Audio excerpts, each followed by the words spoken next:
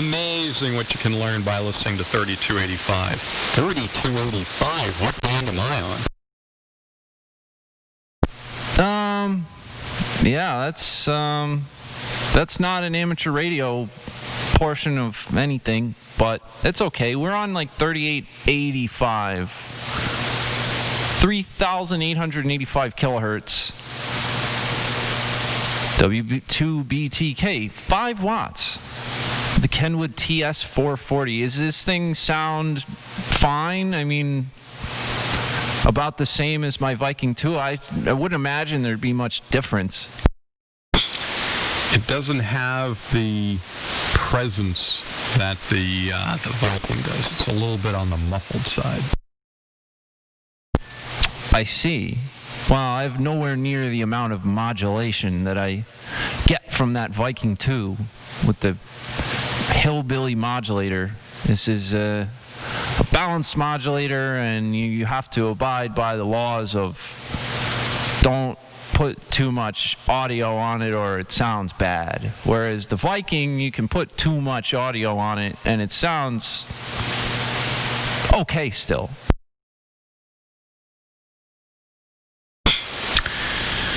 Well, with only 5 watts, it doesn't seem like there's that much to worry about. You could probably boost up the presence frequencies a little bit and you'll still be fine. Yeah, well, I do have some of that crap knocked out since, well, I was running a lot of power one day and somebody told me that my transmitter was filthy and this and that, so I kind of knocked the highs down. I left it there since then. I think I was just overloading their receiver. Murphy, why are you, like, so restless? What are you restless about? Find out what's going on with the Murphaloops here. What are you doing? Come up here. Come on up. All right, have a seat. Why are you so restless? You've eaten, you've done the ball. Just have a little father-son counseling right here, and you all get to listen. What are you so crazy about? All right. Maybe he just needs a lap to sit in. There you go. Maybe I'll calm his butt right down. You need to calm down, sir. You can take a chill pill. The other thing about this rig is the bandwidth is much tighter. I mean, it's like 5 kc and then drops like a rock. Whereas when I'm on the Viking, I run out to 7.5, and it doesn't quite drop like a rock. So you probably, it's the difference between being 10K wide and being like 16K wide. So you get that little extra sparkle with the Viking 2 that's, truncated with this radio. The extra sparkle. There you go. Gotta have that sparkly sound. So it attracts people who are attracted to shiny things. N1 PCG, speaking about being attracted to shiny things, really? Look, I've got partially a sore throat in the show today instead of waiting until tomorrow. Smart. Only problem is I got the, is it vocal fry? Yes, vocal fry. I'm yelling for an hour. Bah. So, who else is on frequency here? Bunch of liars out there, that's what we've got. It's just me and you, Clark. Sorry. Nope, not happening. Too many, it just happens over and over and over again. You get a station who gets on and says, yeah, I'll see you guys all the time. I never really key up. I just listen. I have the radio on while I, and then fill in the blanks, putter about the Jack, do stuff, manage honeydew lists, do intimate stuff with the YL. Can you imagine that? Or learn a foreign language. I don't know. But people have 3885 on in the background while they do all kinds of stuff. And don't key up. And it's that market right there, that very large, untapped, underground pool of natural oil that we're trying to tap into here. So, there you go.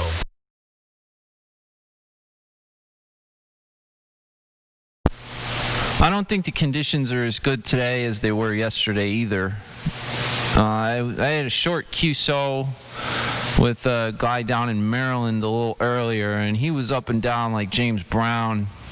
And you're kind of doing the same thing. Like, you come in like big time Clark, and then on the last couple, you were down about half where you were when you first keyed up. So it's early, I guess. You know, it is what it is. I'm amazed that I'm able to. I mean, am I fading into the noise at all? How far above the noise am I? See, this is where S meter readings suck, and like an SNR would be super useful. I've got an S1 noise level, and you're about an S9. At worst, you're an S6. So both of those measurements are ridiculous because you can only tell someone instantaneously. You know, it's not like signal strength averaged over any particular amount of time. So, you know, someone could say, well, you're 40 over. Well, yeah, and then 4 seconds later, the person was in the noise because of QSB. You know, you don't hear that part where someone could be an a-hole and say, you know, you're in the noise. Yeah, because they were for a moment, and then they spent most of the time, you know, 20 dB over the noise. Now you got some dude whistling on 28.4. Yeah, the bands are kind of nutty right now. Yeah, you're like way up and down, so your quiet noise levels allowing me to run 5 watts, but I guess like instinctively I'll walk in the room and turn on the Viking because it's inevitable that somebody's going to come on the frequency or fire up right next to us or something, and I won't be able to run 5 watts anymore because of other operators, nothing to do with my system or your system or conditions. I'm only running about 15 watts. Strapping. You guys make me feel opulent. Can you read me on my 15 watts? Oh, hell yeah. You're up there with Clark, and Clark's probably running 200 watts. Excellent. I'm coming out of something. I'm going to hear myself come out of. That's funny.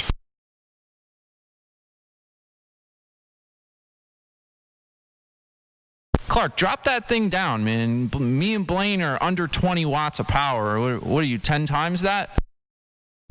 Yeah, I know. That's why you're making me... Hey, listen, I'm half legal limit. Do you think that that's all crazy and QRO? No. I'm way more than you guys and way less than the average AM operator. Yeah, but in relative terms, I mean, look, Blaine's on 15 watts. I got 5 watts, and you're 200 watts. Why don't you come down?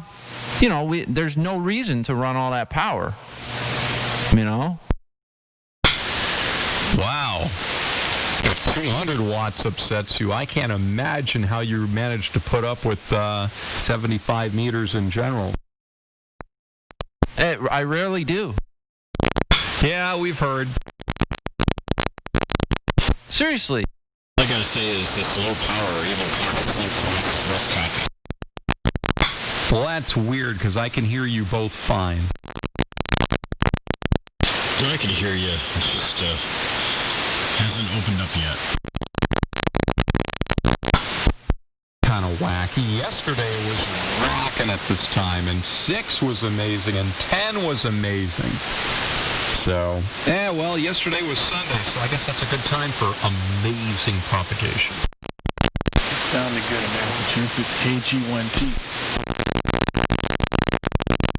And there's KG1T in Massachusetts. Good afternoon from W2BTK in New Jersey.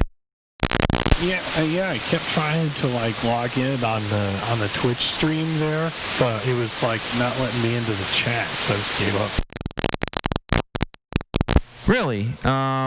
Do you have a Twitch account? I mean, you can see the feed, right? You're just trying to chat? Yeah, I can see the stream, but yeah, something's up with my login. Just gotta figure that out.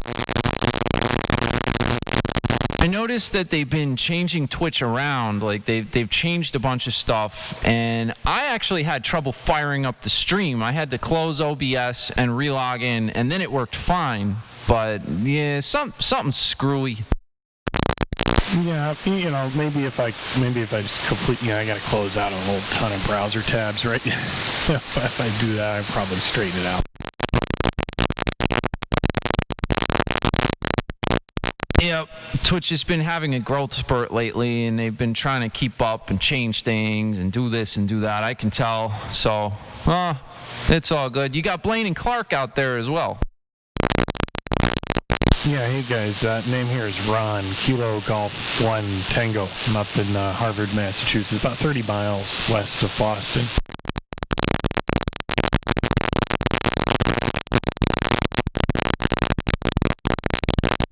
You guys hearing Ron? Oh, of course. Well, he said hello. Sorry. Hi there. He never said hola.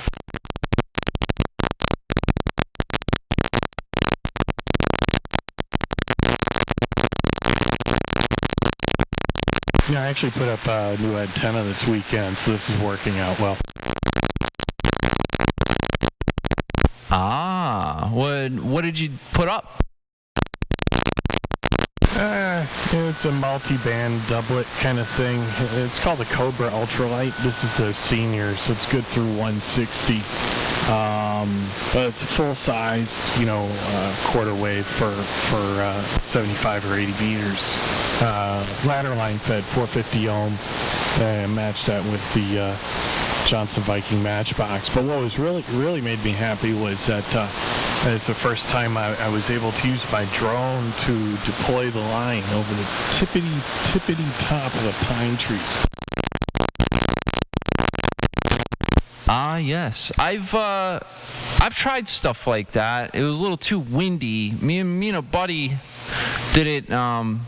It's kind of hard to do. I like attaching the string to the drone, and then you have to have some kind of release mechanism if it gets snagged or whatever. And we just used a rubber band, believe it or not, around the landing gear of the drone, and attached the line to that, and it was secure enough to pull it up into the air. But then if it got snagged on a branch or this or that, it would pull right away from the drone and drop, and you could fly away. Yeah, that's cool. I actually found this device. Another guy, did a YouTube video with it, but it's a thing that you strap on to the drone that has a little solenoid in it, and it pulls a pin out, so you can put a key ring around this pin, and then you've got a remote control to deploy it. It works awesome. It was $29. Yeah, very cool. I should try. I don't have any drones over here. I use a pneumatic, like an air-powered rifle made out of PVC, and I use a wire nut with fishing lead weights inside of it, and just fire that up over the trees with some fishing line, and then I attach my Dacron to the fishing line and pull it over, and it worked fine to get this antenna up. It took a few hours though, because you have to wait till there's basically no wind. It was hard over here, but then I went over to my friend Dave's house with the same rig, and I was able to, we put his antenna up with one shot, man. It was like one shot, one kill. Amazing stuff. There's a video of it. Nice. With that, probably it's strong enough you can get up close to the tree, if you don't have too much of an arc out. That's always been my problem, is coming down, into adjacent trees, and then my rope's all, full on some stuff, So that's why I was able to drop it, right down close to the trunk. So it works out pretty good. But that sounds like a quite the mechanism there, shooting the wire net. It works. There's just not a lot of ass behind it, so you gotta wait until there's no wind, because the wind will carry it right off of the path you want. And yeah, the arc, that's a big deal, because you have to have enough to clear the tree before it starts getting friction, and then if you go too much, oh, I know the deal. But hey, there were 2 other guys on frequency who are like, shut up now. And I'm kind of wondering why. W2BTK.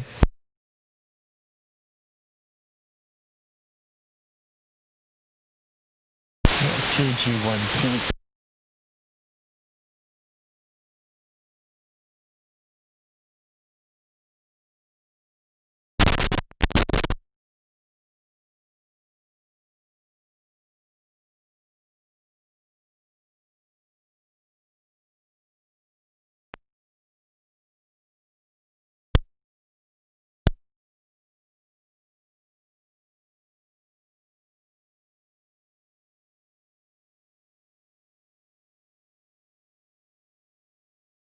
Well then, all right, good times.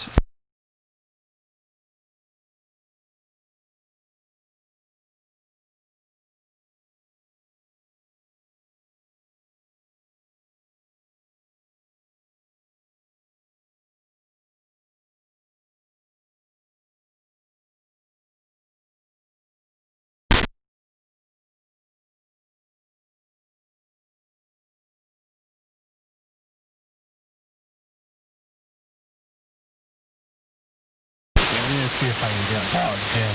I've got a YouTube video of the antenna deployment.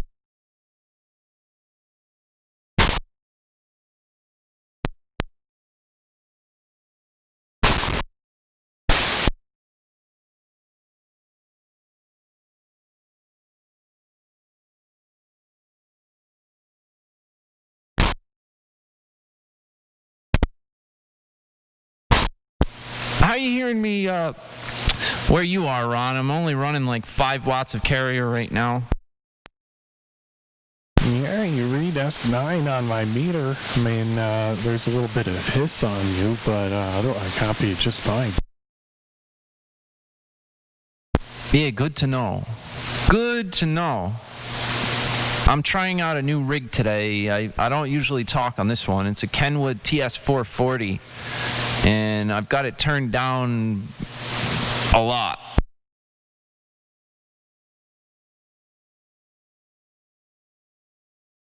Yeah, no, I've been copying you, and steady. It hasn't been like USB kind of thing, you know. So it seems all right. I can drop. Let's see if I turn off the amp. All right, so this is 5 watts.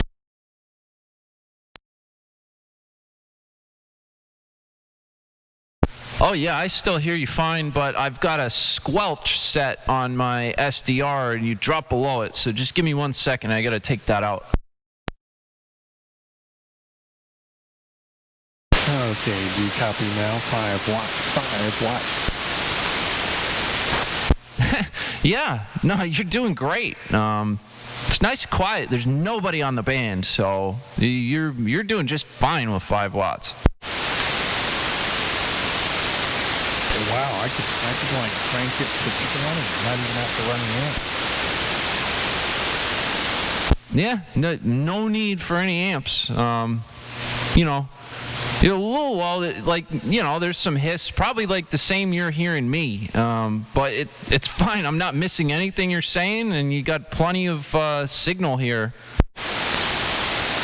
Yeah, it's solid copy, you know, and you know, I don't know how much of the difference too in hearing you right is due to the radio that you're on also. But yeah, it's interesting. It's not needing that much power right now.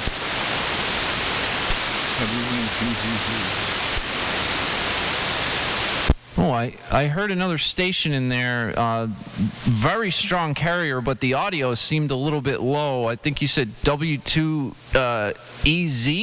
is that right?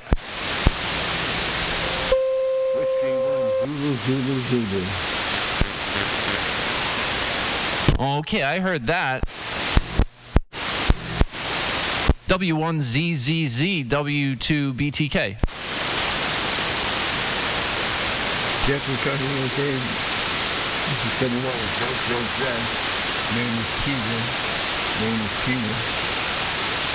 And then you guys are coming in the water for it. I'm telling you guys. I've never had this rig on the side on there and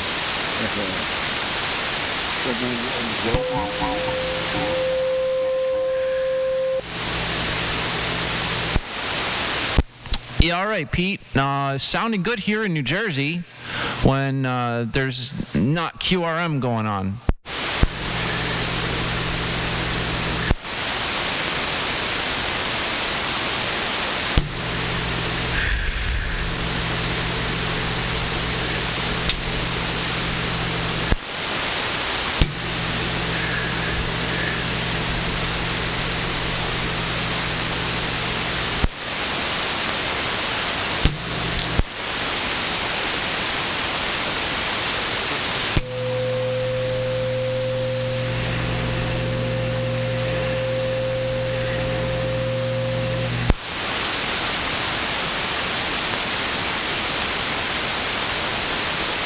Well, somebody's QRMing us, so I guess that's that. Yeah, someone with a lot of heavy breathing.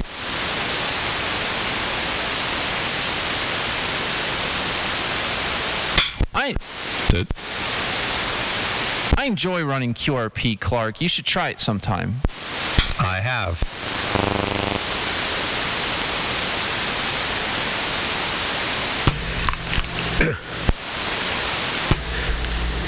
Good afternoon, W2STO. Oh, it was Frank QRMing us. That makes sense.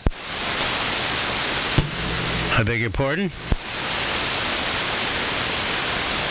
Oh, I'm just saying it makes sense that it would be you dead keying all over the guys I'm trying to talk to, QRP. Boy, Billy. I wasn't QRMing. You going to start stuff with me already? Oh, I'm sorry. I thought it was you throwing dead keys over those guys. I'm sorry. My mistake. No, I think that's your MO. I can't believe I get on here and you're starting already. You are a troublemaker. You really are. No, I just made a mistake, and I apologized, so there's that. Yeah, thank you. I appreciate that. That's okay. No offense taken.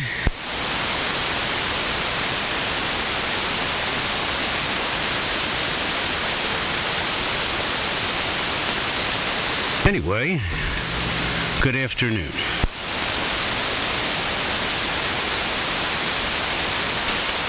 W1ZZZ.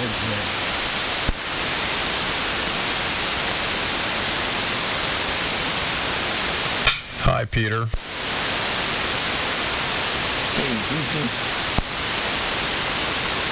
Hey, Pete, how you been? I haven't talked to you in a while. W1ZZZ, W2STO. Oh, W2STO. Terrible. Horrible. Last few months. So I'm fighting it and trying not to eat my way to heaven. I'm not completely can't move around. Sorry about the things go down, but everybody's working with I will try that.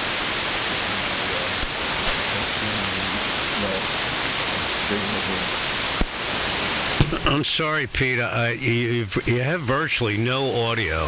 I didn't get any of that. You're about an S8 to an S9 down here, but you just don't have any audio. I can't hear you. Yeah,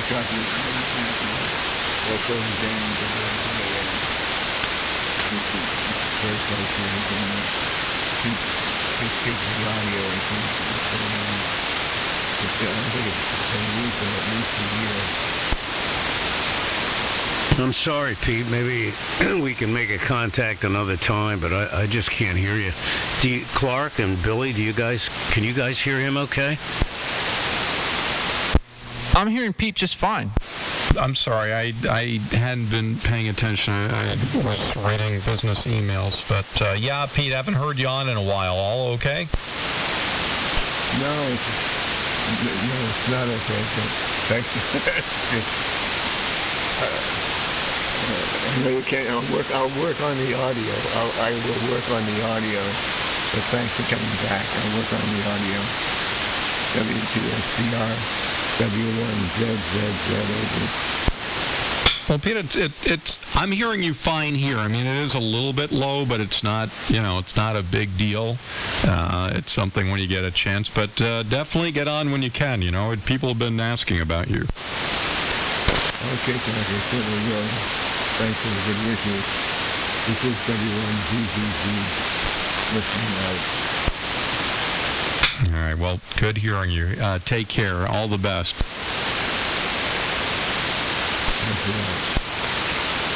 Yeah, 7-3, Pete. I didn't know you were having any issues there. Well, hopefully next time I could hear you a little bit better down here. It's probably on my end. W2STR.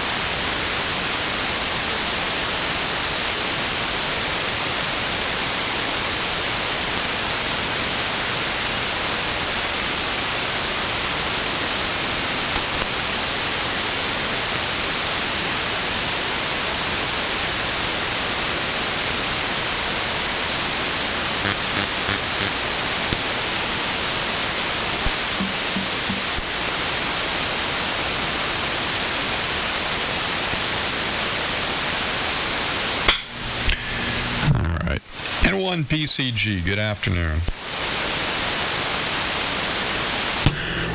Good afternoon. What's new and exciting? Happy Monday, I guess, which I guess is a weird way of phrasing it.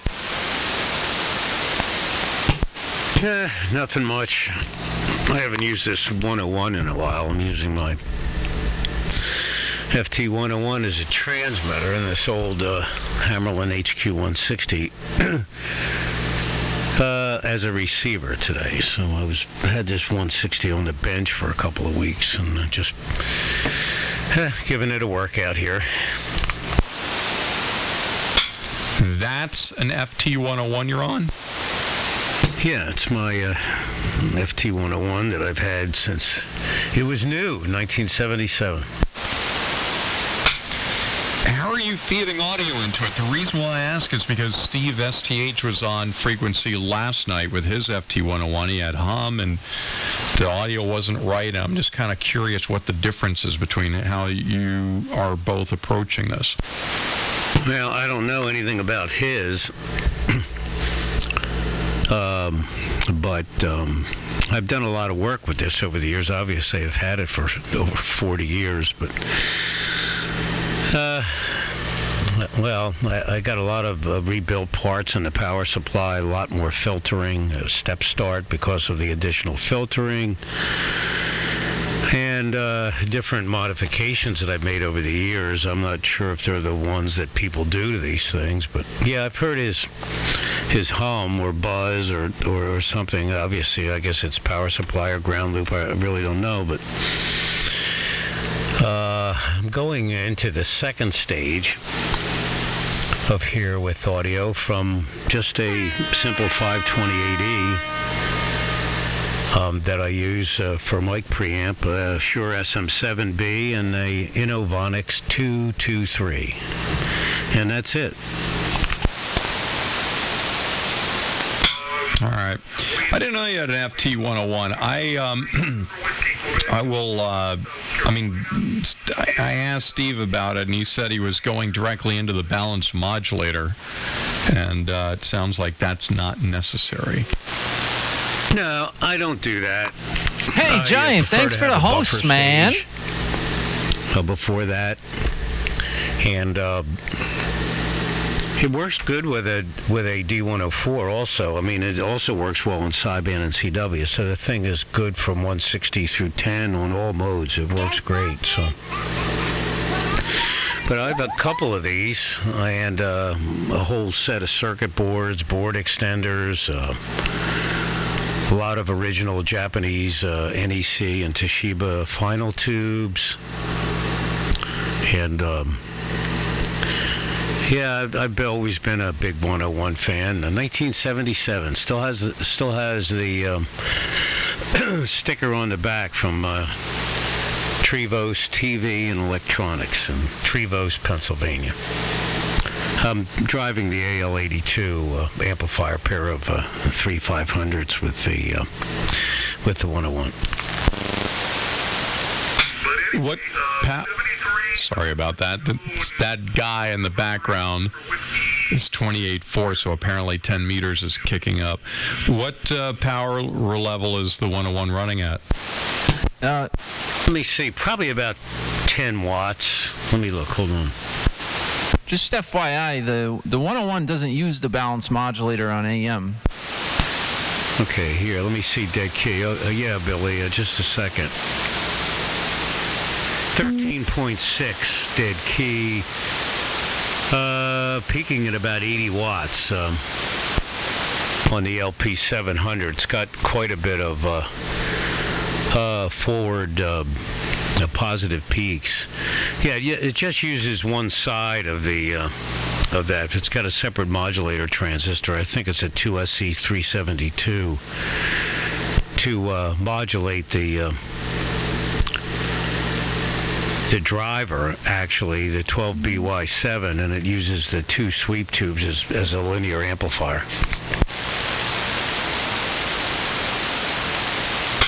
Interesting. Yeah, a lot of people badmouth sweep tubes, but in my opinion, the worst thing you could do to his FT101 is to modify it for 6146s. It's just not enough plate voltage. They're just not a good mod. But as long as you don't flog the sweep tubes, like tune it up at full smoke for extended periods of drive, the whole thing, the sweep tubes will last really, really. These tubes have got to be well over 30 years old. But like I say, I'm only drive it, it'll do close to 200 watts PEP on sideband. So as long as you're careful with it and don't tune it up constantly, the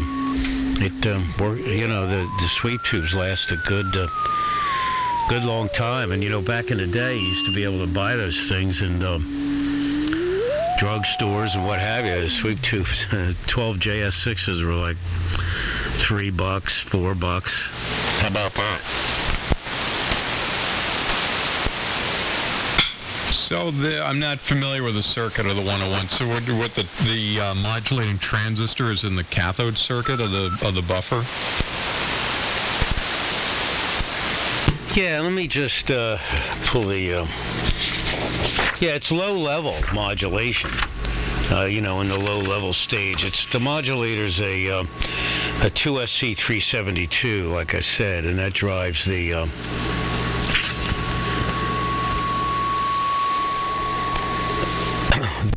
RF.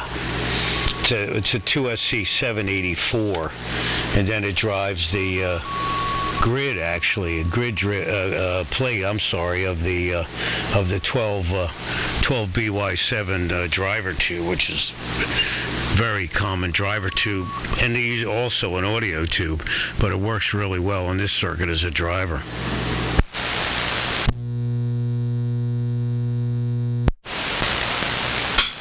Interesting.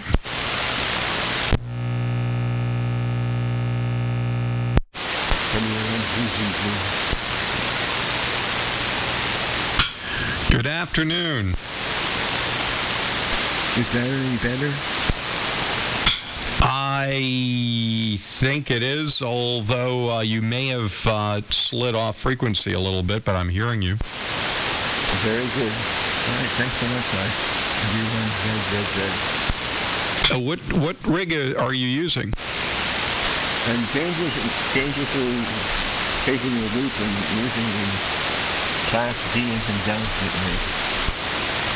All right. Well, the band conditions have been kind of wacky. I mean, you usually have a bodacious signal here, and a lot of the signals have been down. So whatever the band conditions were yesterday at this time, they didn't carry over to today. So you might not even be hearing me all that well either.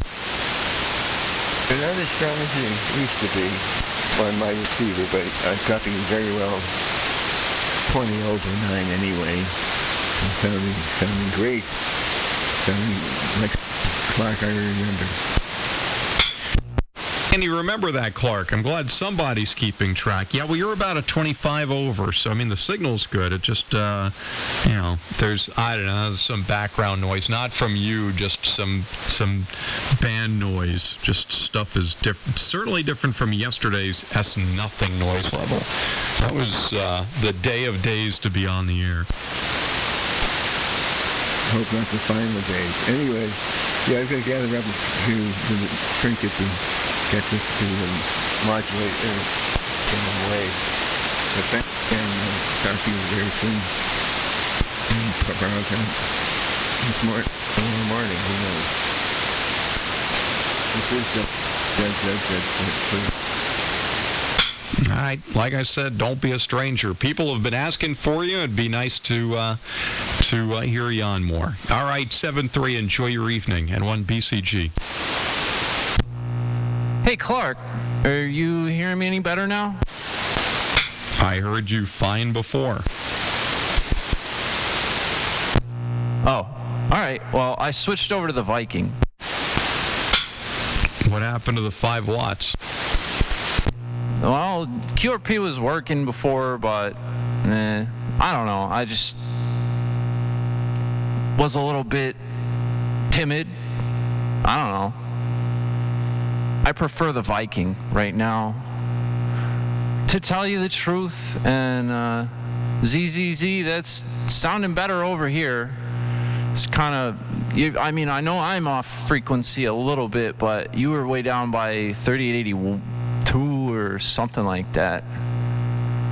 Probably help a little bit if you slid up. Well, I think he was just trying his rig for tonight. Well, it's working very well.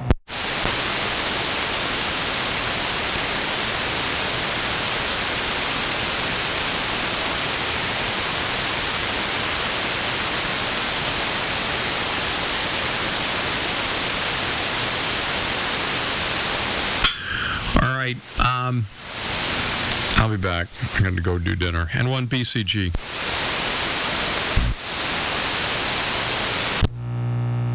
See you later, Clark.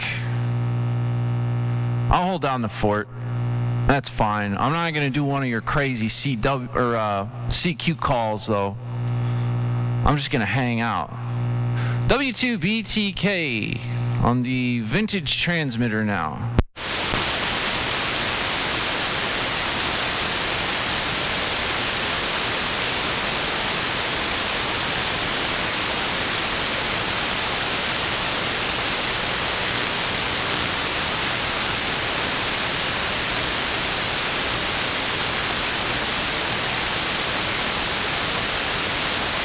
There ain't a damn thing going on 80 meters. Look at that. There's usually quite a few signals out of here by now. But I see nothing on the small chunk of... Excuse me, I was drinking soda. And the small chunk of bandwidth that I'm looking at from about 3860 to 3920.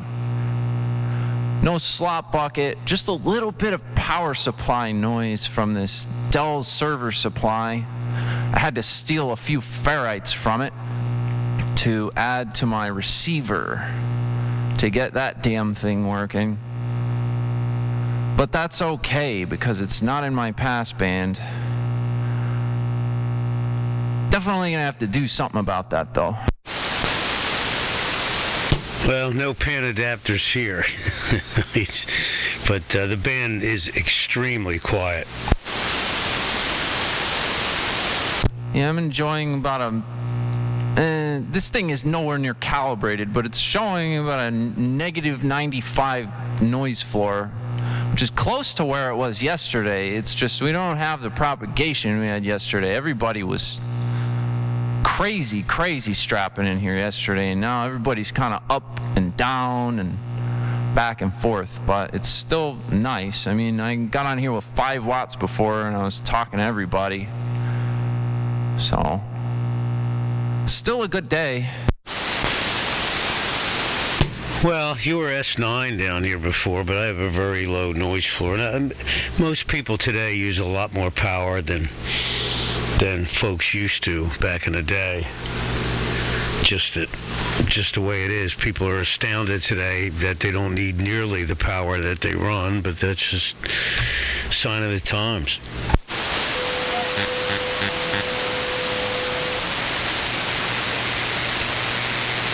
Yep. It's especially true in this little chunk of spectrum, though. I notice a lot of guys, they're just used to firing up all their crap, you know.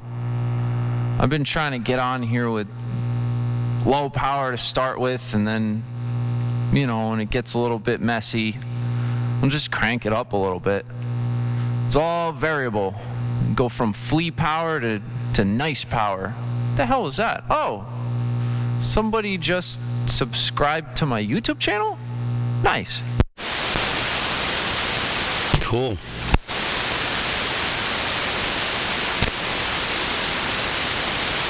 Cool.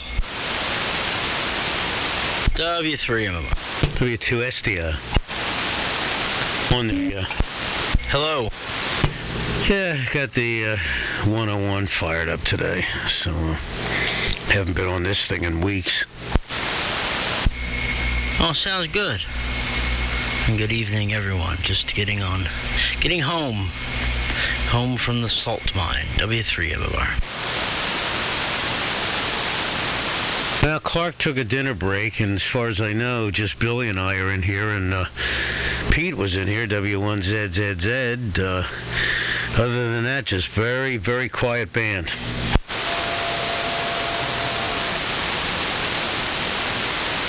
Yeah, I saw 2 carriers, but didn't hear anything. Yeah, it's very quiet.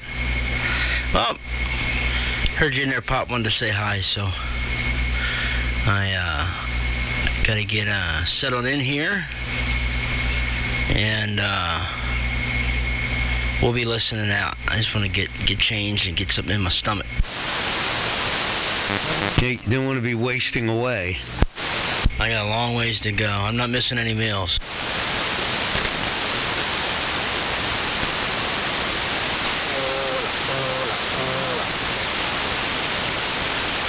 Was that you, Connor? Hi.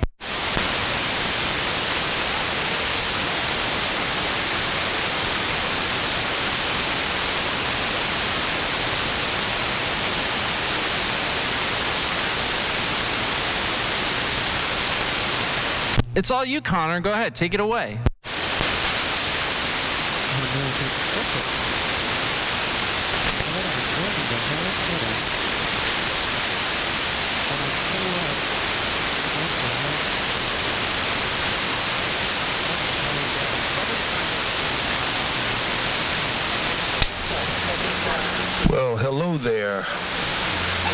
3885. Here is KA2 PVT.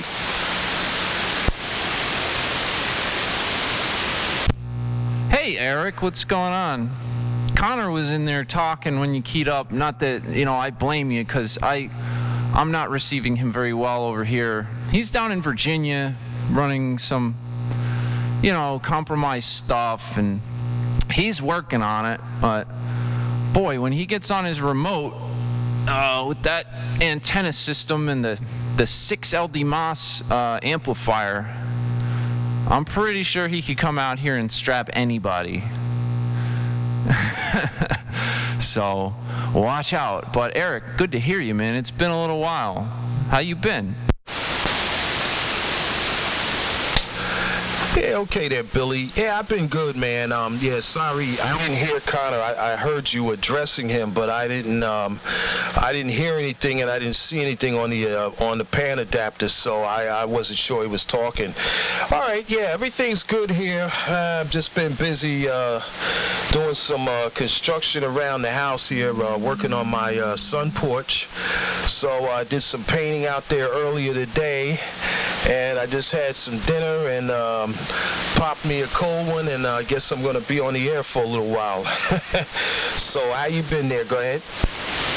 I've been great, man. Damn, I had to turn my volume down, dude. You got bodacious audio. Sounds good, man. You must be running the Apache, and that's I love that thing. It's a good sounding Apache. But everything's good over here. Finally got my remote set up, dialed in, working right, free of RFI and all that good stuff. So it's a lot of work. Today I spent the day piping in the TS440, which I was on about 15 minutes ago, only running about 5 watts, talking to Clark and a couple of other guys, and that's a real fun rig to run. I mean, I can just viffo around and change modes and this and that, which is like a great departure from what I'm doing right now. Whereas if I even want to change frequency, I got to walk to another room and crank the volume in here and try to zero beat people and this and that. But I guess that's the difference between a somewhat modern rig and like 1940s crap.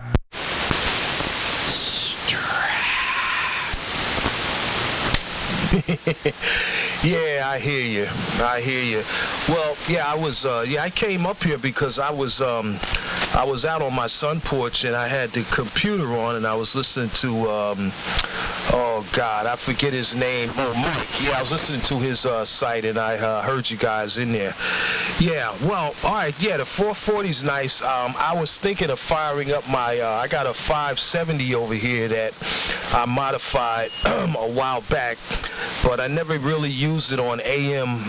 Mostly I used it on sideband, and then one day I was fooling around with it, and I had to increase the audio because I'm driving a balanced modulator with it, and man, I said this thing sounds pretty good, so I didn't feel like tuning the amp up, so I'm not going to fire that up as I drive at about 15 watts carrier, and it goes up to about 40 on peaks and all of that. But yeah, you're sounding good here as well. And yes, I am on the Apache, and I may have to adjust the frequency. Nope, looks like I went a little bit higher. But anyway, yeah, you're sounding good here too. And yeah, it's funny, my receive, I'm running SDR Uno, and when I'm running synchronous AM, I get this popping noise, and I went through some of the settings, and I figured out what it was, and I got it sounding good, and then I closed the friggin' program the other night, and now that popping is back, so I just went right into the AM mode. I hear that in the background, so I can't remember what setting I changed to get rid of it. So I'll have to be fooling around with that.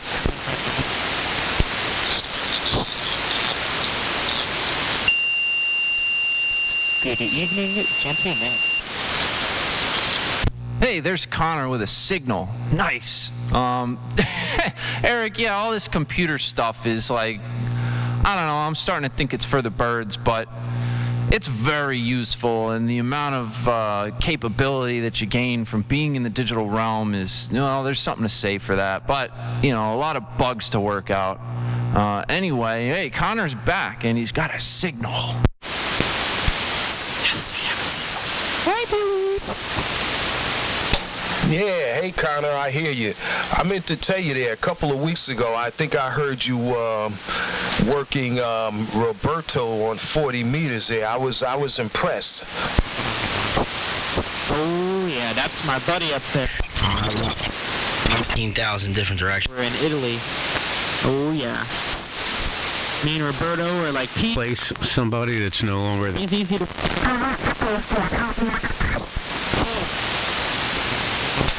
Yeah, I gotta say, yeah, he's my bud too. I was down in Washington D.C. a couple of years ago, and I worked him out of the Mobile. Yeah, it was like 2:00 in the morning. I was heading to Virginia, and I worked him from Mobile. I was looking at my logbook on QRZ last night. I worked him quite a few times. I think the first time I logged him was in 2013. But he's got a hell of an antenna over there.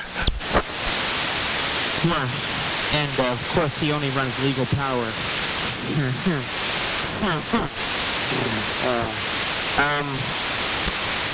And yeah, I've worked at my lab before. I've worked him like pretty much every day for the past year. Just because he's so easy to work. Yeah, well, if you had a 4-element Yagi with a 100-foot boom, I think you'd be easy to work. But I meant to tell you, that was a couple of weeks ago. I happened to have been tuning through, and I heard him, and I heard your call, and I'm like, that call sounds familiar. And then I said, oh yeah, that's young Connor down there in Virginia. So good work, man. And it was another guy on the other night. He was in Moscow, and he was running 3 stacked 7-element Yagis. Woo-hoo! Yeah, well, you say if I were to have a 4-element Yagi on 40, well, I do have access to 3 4-element Yagis on 100-foot booms in a stack up in Maine. And I've talked to Roberto on that a few times, and we overload each other's receivers. Yeah, not bad. KA2PVT. Yeah, and I don't want to leave Billy out. But man, yeah, that's great. Yeah, Roberto's he's a real gentleman, and he gets in there and he works those stations. I was going to work him last night, but I had to retune some equipment, and by the time I got back on frequency, he was going QRT. So I missed him, but hey, he'll probably be on tonight, so that should give me an opportunity. Oh, let me see. I got to make an adjustment here. Yay. Let me drop that. Yay. Oh, yeah. Yeah, my plate current creeped up. Oh, so did the drive. All right. Grid drive's down where it should be. Check that plate current. All right, that looks good. Yay. I don't know if that changed the audio or anything, but yeah, so there you go. So anyway, Connor, you're sounding good up here now. And after you turn it over to Billy. Alrighty. Yeah, I'm running 150 watts of carrier, a dipole at 100 feet, and flex radio. Up in New York. But yeah, Roberto's a great guy. He invited me to his house if I ever go to Italy. He wants me to operate some new stations. So he's a great guy. Anyway, I still have a way of full I have to go back to dog sign. W2BTK, and I forgot the dog sign. Lord help me. This is W4IPC in Jefferson, New York. Yeah, very cool. I'm just chatting with people on the Twitch feed listening to you guys, so it's no big deal at all, man. Hanging out, having fun with it. I got a little bit of a headache. I woke up with the headache, and it hasn't quite gone away. I've been drinking water and stuff. Not sure what it is, but whatever. Connor, you sound great with your 150-ish watts and your dipole at 100 feet. I'm still waiting to hear you on that big-ass station you were on before with the amplifier and all that crazy stuff, man. That must have been something. I mean, geez. But, yeah, you're doing fine. You'll get your home set up going, at some point, but it is what it is, man. When I was 18, I wasn't even doing this stuff, so. And with the stuff that you're involved in, putting up those big contest stations and everything, you are going to learn how to make a signal. I mean, you already have, and just working with what you got, I wasn't very strong for a long time, man. I was living at my parents' house with a similar antenna, not quite as good, and just 100 watts was the most I could ever run. And I didn't start strapping or anything like that till I got my own place, spread out, put it all together, this and that. So it'll come in time. Don't worry about it, man. You probably do just fine on Slop Bucket with your station at home, and hey, I got all my crap hooked up, so if you ever want to do some Slop Bucket, I'm able to do that now. So yeah, buddy. W2BTK on Montana Mountain.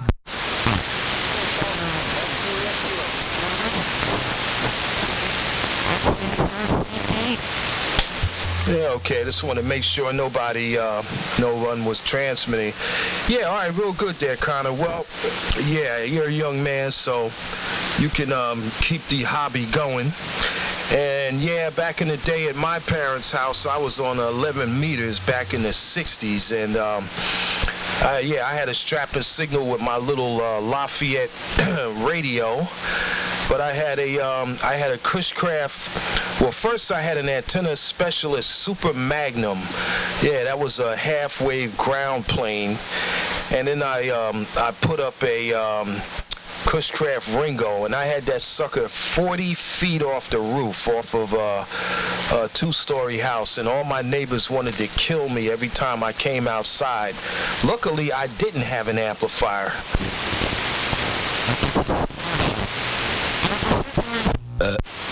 I know all about that, Eric. I was doing a lot of 11-meter stuff out of my parents' house. And I had to, the similar problem with the neighbors. It didn't seem like I bothered them much when I was running the base station, but every once in a while I'd go out of my mobile, and that just annihilated the neighborhood. But at least I knew enough back then that my neighbor was having a problem with their doorbell. It was... I was talking through it a little bit, so I went over there and I installed a couple of bypass caps and wrapped the leads in some ferrite and closed it back up for them, and they never called me again, so I guess that knocked it out. But yeah, luckily I had cool neighbors that let me into their house to fix this stuff, and that's all.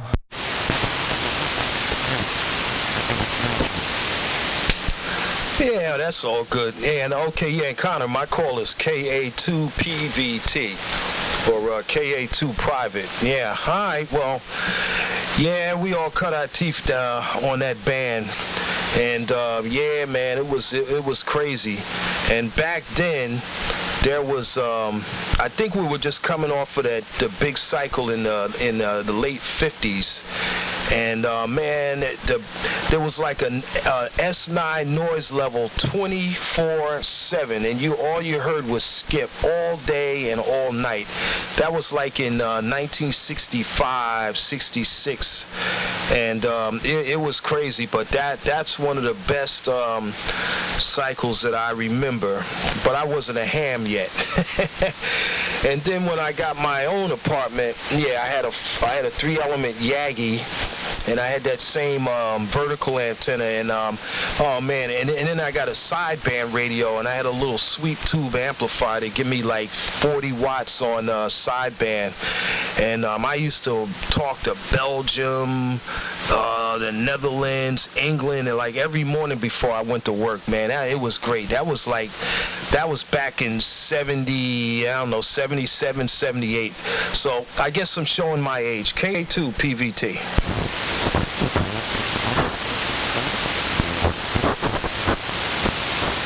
Connor never did CB.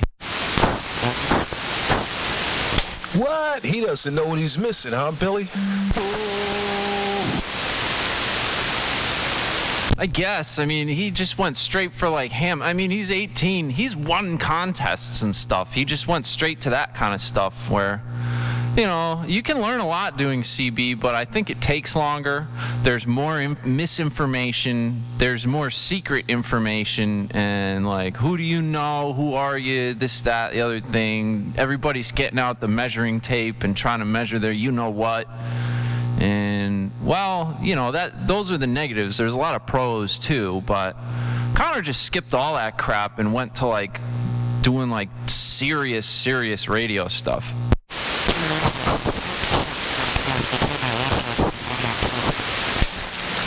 Yeah, well, that's cool. I mean, yeah, you just jump right in. But you gotta cut your teeth somewhere. But yeah, it's all good. It's all good. You know, because the funny thing is, before I was licensed, I worked at I was a service tech at Radio Shack. We worked in a unmarked building, and that's where all the broke stuff came up to our shop. Who was that? Okay, came up to our shop, and we repaired and whatnot. So my manager was a ham. So I used to tell him, I was like, oh man, I said I talk to Europe every morning before I come to work. He goes, what, you a ham? I said, no, I'm on CB. And he was like, oh, you got to get your license. Stop being illegal. So what really pissed him off was one day I brought him a QSL card and a letter that came from this guy in Belgium. And it had the wax, you know, those high, the upper echelon people, you know, when they write a letter, they put this little bit of wax on it and they stick their family crest, the ring, they stick it in the wax so you know it's authentic. And I showed him that, and oh man, he went ballistic. He goes, you gotta get your ham license, blah, blah, blah. So I'm like, okay, well, what can I do with my ham license? He says, oh, well, you can send Morse code. I'm like, why would I want to send Morse code when I'm talking? But needless to say, I did get my ticket, and I was a novice for 2 years running only CW on 40 meters. And I made some really good contacts before I upgraded my license. So anyway, the rest is history, but it was all good.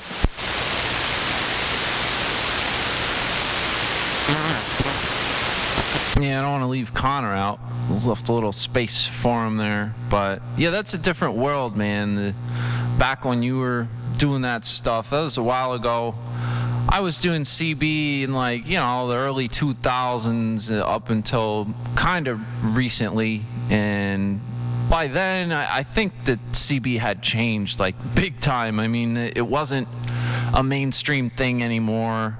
Most of the guys out there are only interested in causing trouble and running lots of power. So, I mean, hey, that's what I was doing. And it was fun until I just, you know, wanted to learn more about radio.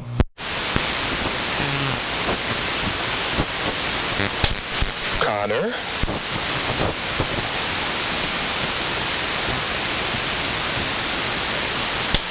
Okay, I guess he took a break. All right, well, yeah, I hear you there, Billy. Yeah, it changed. I mean, my older brother brought a CB radio home. This had to have been like 1963, 64. And yeah, if you look at my website, my QRZ page, the story's on there, but we were licensed, we had a KOD call letter, and back then, you wouldn't dare talk on that radio without some call letters. And yeah, it did change, but back when I was on, it was only 22 channels. Most rigs had 23 crystal control. The rig I had was an 8-channel crystal control rig. It had, if you bought receive crystals, you could put in these slots. So if you were cheap and you didn't want to buy no crystals for the receive, then it had a 23-channel receiver. And those rigs were, they were okay. And then came the 40-channel rigs, and then that's when they started putting those modulation limiters in them.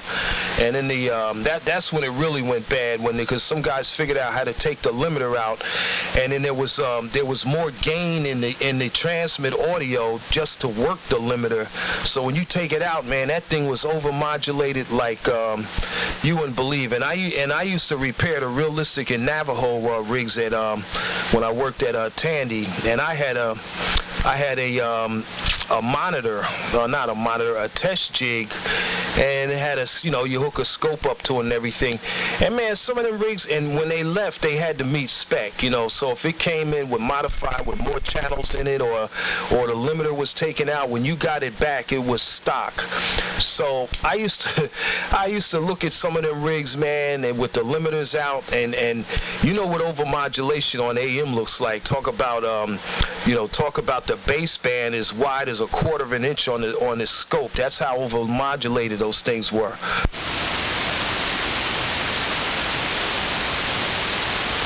Oh yeah. Dude, I was doing that for a while. You just read about those mods. You got to cut the limiter or else, you'll sound too quiet. Oh, okay. And then I ran those things for years until I got a scope, and then it kind of opened my eyes once I actually had an oscilloscope. I was like, geez, this is bad.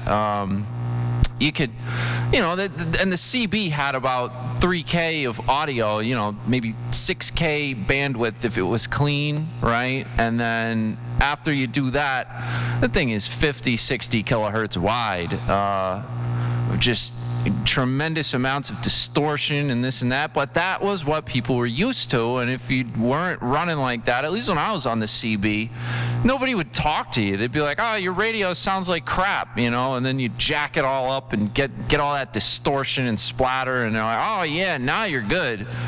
But it was an eye-opener once I got some real test equipment and saw what that crap was actually doing. So these days it takes a lot more skill to throw a lot of audio on the carrier and not have it do that. And there's ways to do it.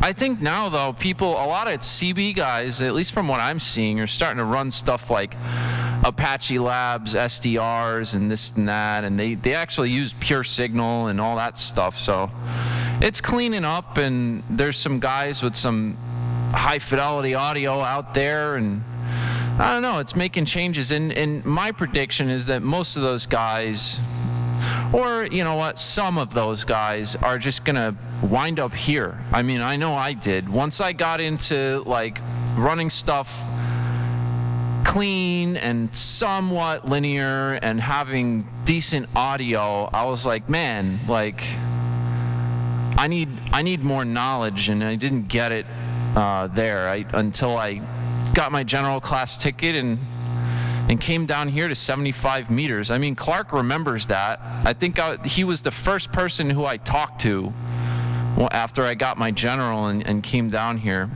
And it was the same Viking 2 I'm talking on right now. I had that thing on, I was using it on CB. I'm not afraid to say that. And that's where I learned that thing. And it's always been externally modulated. And I made a lot of improvements on that, and it's just the natural progression of things. But I think a lot of those CB guys who take it to the next level, they wind up here. Imagine that. Yeah, imagine that. Who's that, Clark?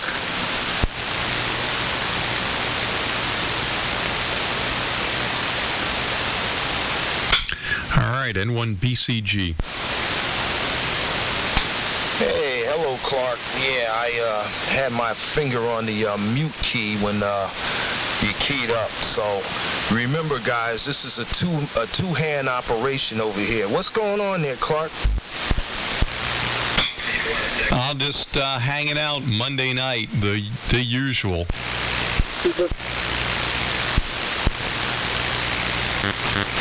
No, okay. Nothing wrong with that. I think I heard somebody else out there too. Well, that's what I'm doing as well. Just hanging out. Did some work around the house here, some construction, and now it's Miller time.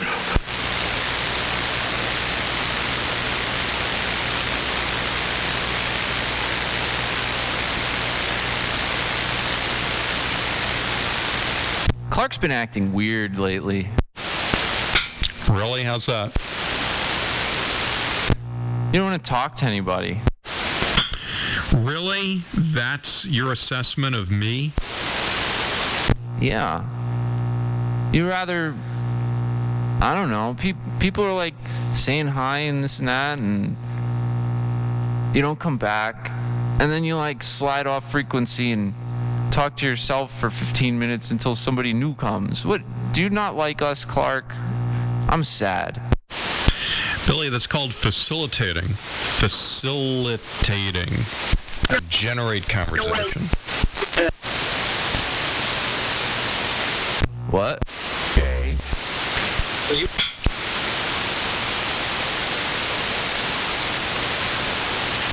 Some people like to be a topic arsonist. They'll try to get people's hackles up. Other people. This is for you, Apocalypse. So I'll get on a frequency that no one's on and make it happen. Doesn't mean I have to stay on it. No, I hear you.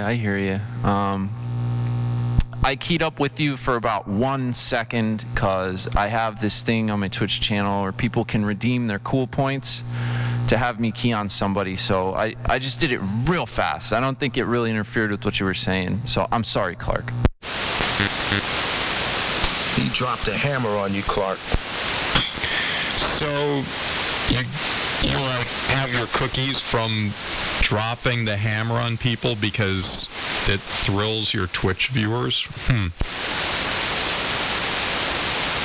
I mean, I don't care. It's just another interactive thing they can do. So you gain cool points by hanging out in the channel. Like every 10 minutes you get however many cool points, and there's different things that you can do to redeem them, like unlock special emotes, highlight your message, and then the one for 1,500 cool points you can have me key on somebody. And well, when somebody redeems them, it's like, okay, I kind of have to do it, and I did it in absolutely the most polite way possible. I didn't want to, but I mean, somebody spent 1,500 cool points to have me do that, so I'm sorry. This is the second time I'm apologizing, Clark. I'm sorry. That's 3. That's what I'm worth, huh? 1,500 cool points. I actually now have a monetary assignment to me. Now I know my value in Twitch points. Interesting. And what's the what do you win? What do you get? Well, there's different things. Like here, what do I have in here for cool points? Let's see. For 300 cool points, you can highlight your message in the chat. 480 cool points, you can choose an emote to unlock. For 1,500 cool points, I will key on somebody at your request. And for 15,000 cool points, you can be a VIP for a day. Yeah, well, it's W2 EMY remote. W3 MMR. All right, who's the remote station? I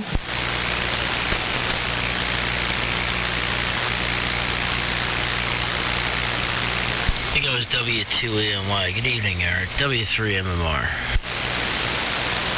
Hey, Yeah, what's happening, fellas? W2ENY at the bar. At the bar. Hey, what's up there, Perry? Hey, what's up, man? I was at the bar. He's at the bar.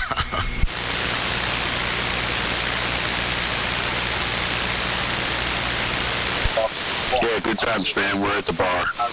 Hanging out, having a few beers. iPhone remote come out.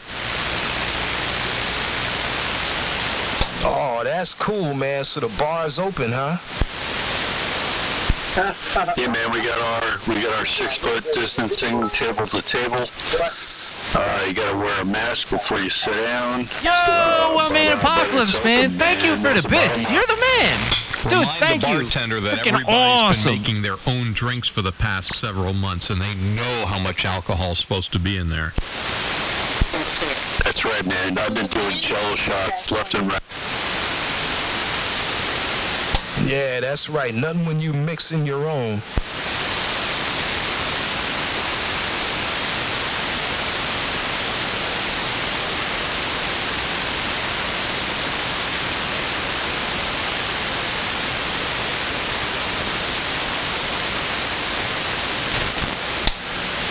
Yeah, so what's your, what's the transmitter location there, E&Y? This is KA2PVT, Eric and Newark. Hey, Darryl, what's happening, man? Yeah, the transmitter location is Cornwall on Hudson. We're the first village north of West Point Military Academy. We're like an hour north of the city. Running a Flex 6300 over there. I don't know, if I had to guess, it's probably set at 20 watts carrier, straight on, no way. Yeah, okay, sounds good here. Yeah, but I'm Eric. Daryl's a couple of miles from me there, but yeah, it sounds good here.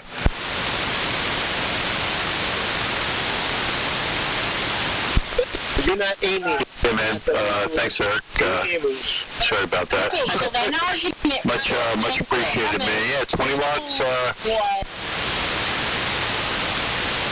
Sounds like there's two people talking. Yeah, it must be that person sitting 6 feet away from him. Probably hard to hear there.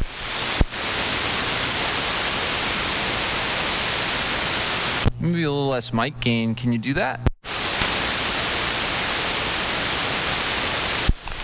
Nah, there's other people. Anyway, I'm going to go out, stand by, and just listen, guys. W2ENY. All right, Rob. Hey, that radio's got like...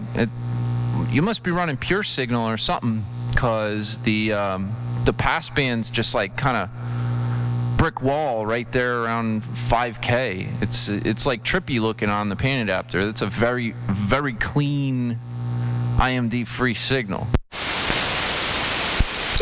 Yeah, man.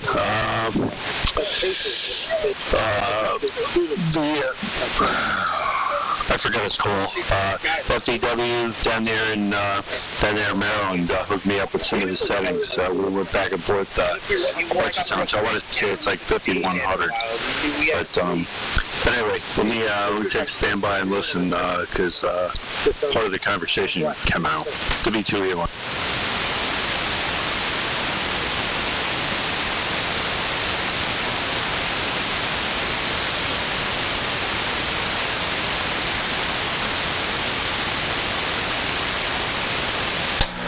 Yeah, I'm back. Did I miss anything?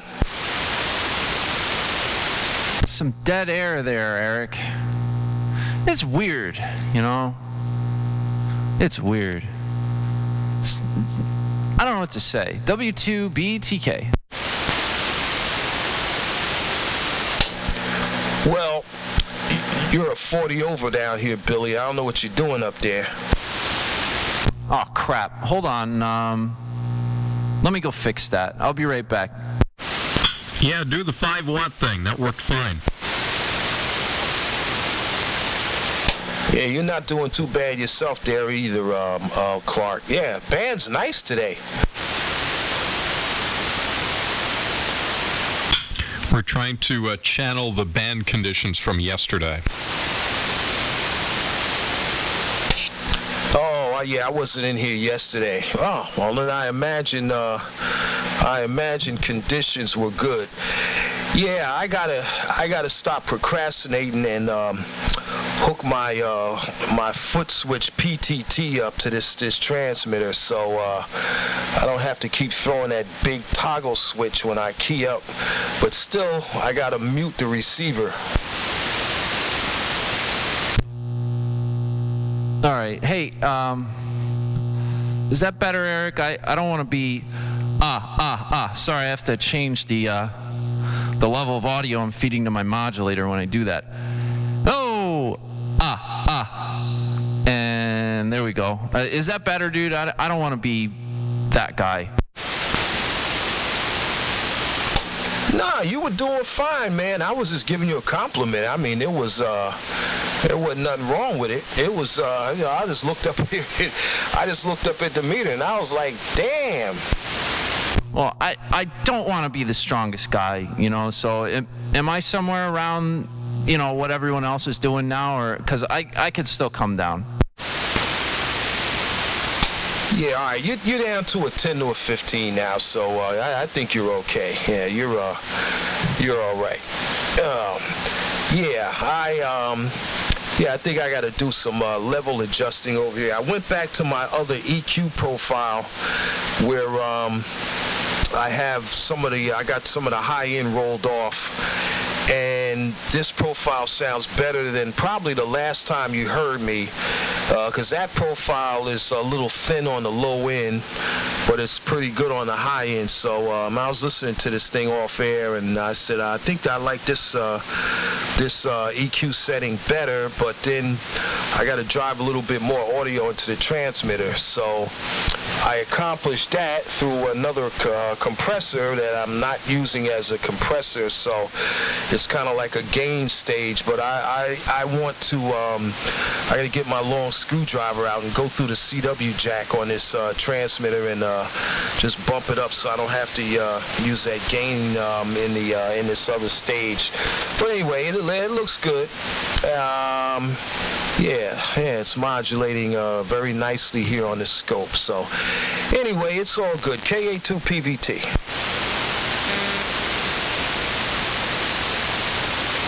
All right. Well, yeah, I'm not trying to be outlandish here. Just want to have a similar signal to everybody else. So you let me know when I get too powerful or too weak. All right? Well, you can never be too powerful, but you're good. You're good. You sound like you're sitting in the shack here, coming through the listening post. So no worries at all. Sounds good. Botan.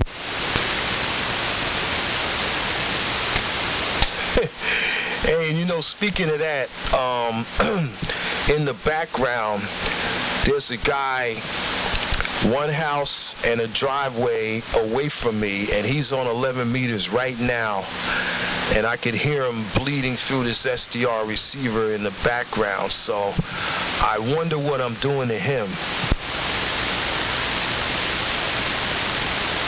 Well, he probably doesn't. I doubt he's running an SDR receiver or anything with very good sensitivity. Probably just a CB, So I would say nothing. And the types of signals he's probably getting, and noise levels, this and that. I doubt that he hears anything you're doing. I mean, we're down here on 3,885 kilohertz, and he's way up there. So that thing runs clean. I doubt he hears anything. Yeah, probably not. If I was on 40 meters, that might be another story, as I crank up this AL88. Yeah, you want to hear something funny? If I turn the sensitivity, I'm running a Yaesu monitor scope. If I turn the sensitivity down to like right now, I'm on 2, which Yeah, it gives me like 2 grid, 2 up and down with just the carrier and like 4 up and down with the modulation. If I turn the sensitivity way down, I can actually see this guy's signal on this scope, and it looks like crap.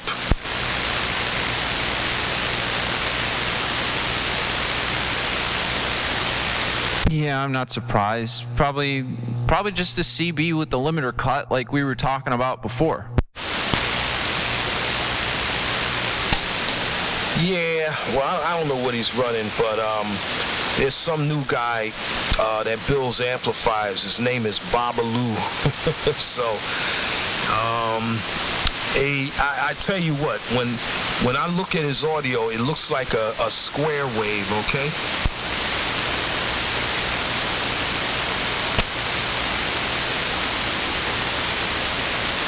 Did I hear somebody say square? K1 KBW.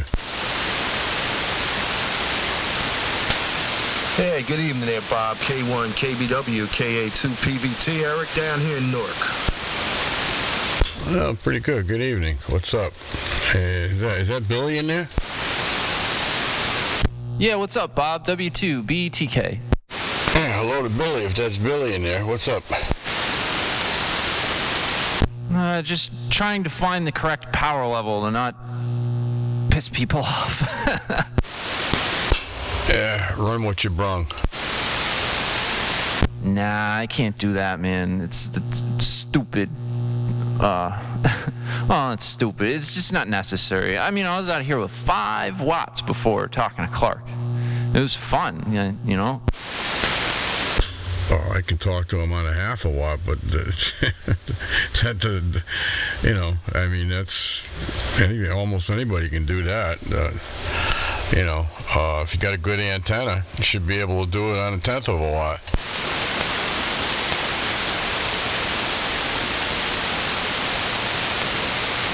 Yeah, man.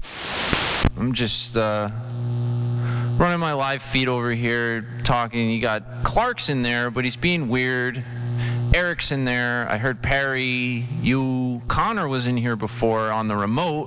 I don't know what happened to him, but there's no sort of shortage of people on the frequency. Yeah, I'm in here, Bob. Good evening. I'm building amusement parks. W3 MMR. Oh, well, I don't, Perry. Yep. Well, I narrowed mine up a little bit, but I won't cut the power. Nope. That's a horse of another color. You can be running high power and still not do much damage. But if you get too wide, you can run 5 watts and get really wide and do more damage than you can running 1,000. That's true.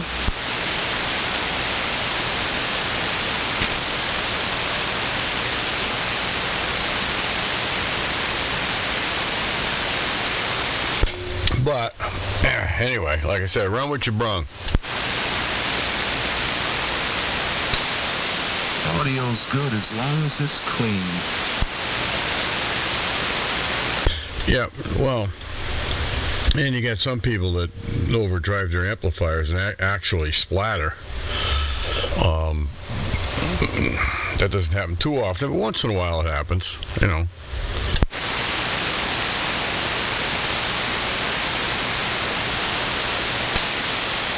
Yeah, that's true. You got the guys that go for full smoke in the last watt, which always isn't a good thing. Yeah, I got this about, what do I do tomorrow here? Hey guys, I'll be back in a couple minutes here. I gotta go. I'm gonna heat up some food real quick. Yeah, this is as narrow as this thing will see you in a minute. It won't go any narrower, so this is it. But so far everybody's not complaining, so I guess it's okay. Yeah, well, if that's as narrow as it goes, I'm seeing a little sibilance out to maybe 76, just a few little wisps. So it sounds good. Well, I guess it'll go out to 20. No, that probably will go out further than that, I'm sure. it'll go out to 120 kcs if I let it rip. Okay, yeah, I hear you. Well, nope, sounds good. Yeah, going out that far, you have all the dogs in the neighborhood screaming. That's right. Yep. Yeah, I will. You know, because the Class E rig is DC to daylight. You know, if you whatever you put in, that's what it's going to put out. It's only limited by your audio gear. My audio gear is 20 to 20, so that's what it'll do. You know, if I push my my EQ up on 20K up, I'm going to be really, really wide.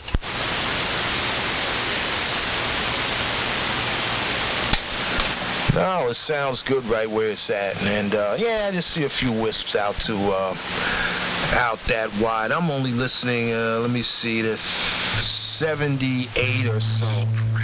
And the 78 and 92, so, yeah, you're good. Yeah, I don't need to tell you that. Yeah, well, that's it. That's about as narrow as it goes. There's a strapper in there. Go ahead.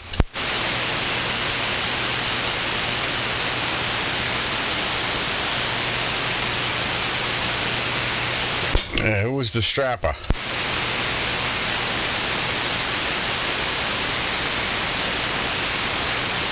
I gotta go heat up some food, guys. I'll be right back. Okay. Yeah, somebody's out there, but I'm having trouble hearing them. Yeah, I got too much noise in here. I heard somebody talking, but I couldn't make out a word they were saying.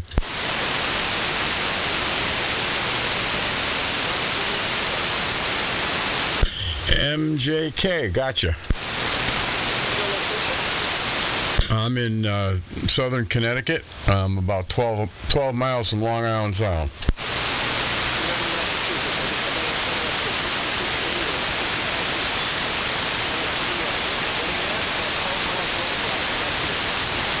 Okay, well, you turn over West 9 here, good signal. I'm running legal limit, running 1500 watts here. I'm a home-built, home-brewed Class E rig.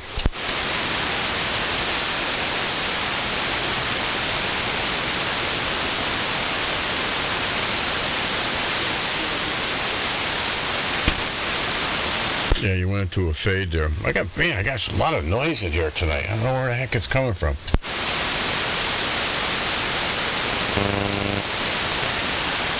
Yeah, I got an S9 noise level. That ain't good.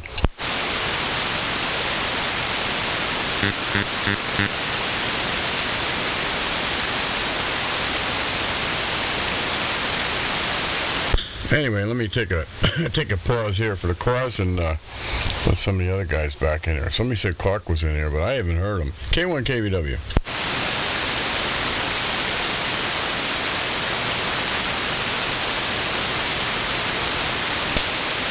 Yeah, Clark was in there a little while ago. I don't know where he went, but Perry's in there. Connor was in there, and Billy. So, yeah, I'm gonna take a standby as well. And yeah, band does seem pretty good here. And noise level's about a 5 or so. But that other station, I could just barely hear him. Anyway, this is KA2 PVT. Yeah, I can hear the other station, but I can't make out what he's saying because I got too much. It's not his fault. That's mine. I got too much noise in there. S9 noise level, which is usually around a 7 here, so 9's kind of high. But anyway, I'll stand by for a bit. K1 KBW. Yeah, all right, real good, Bob. Yeah, I'm going to do the same thing because I got to figure out one of the settings in this SDR receiver. When I'm on synchronous, I get this popping noise from strong stations. So I changed something the other day. I can't remember what it was. And then I relaunched the program, so apparently it didn't save that setting. It must have defaulted. So, all right, I'll be listening as well. Have a good one. KA2 PVT. All right, very good. K1 KBW.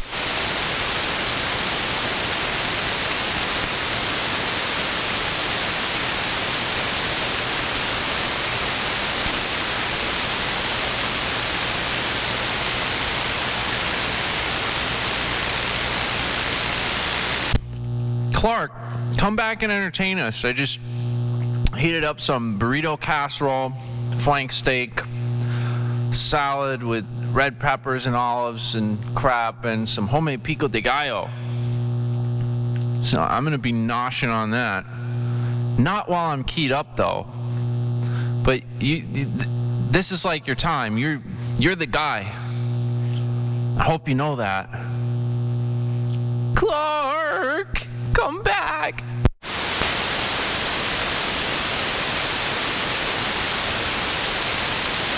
You mean you're not gonna eat while you're on the air?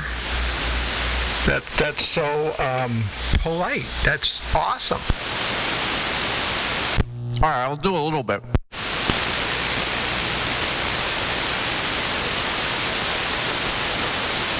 Hi, Steve. A lot of people do that, and it's like, why? You know, if you're gonna, don't do it when you're on the air.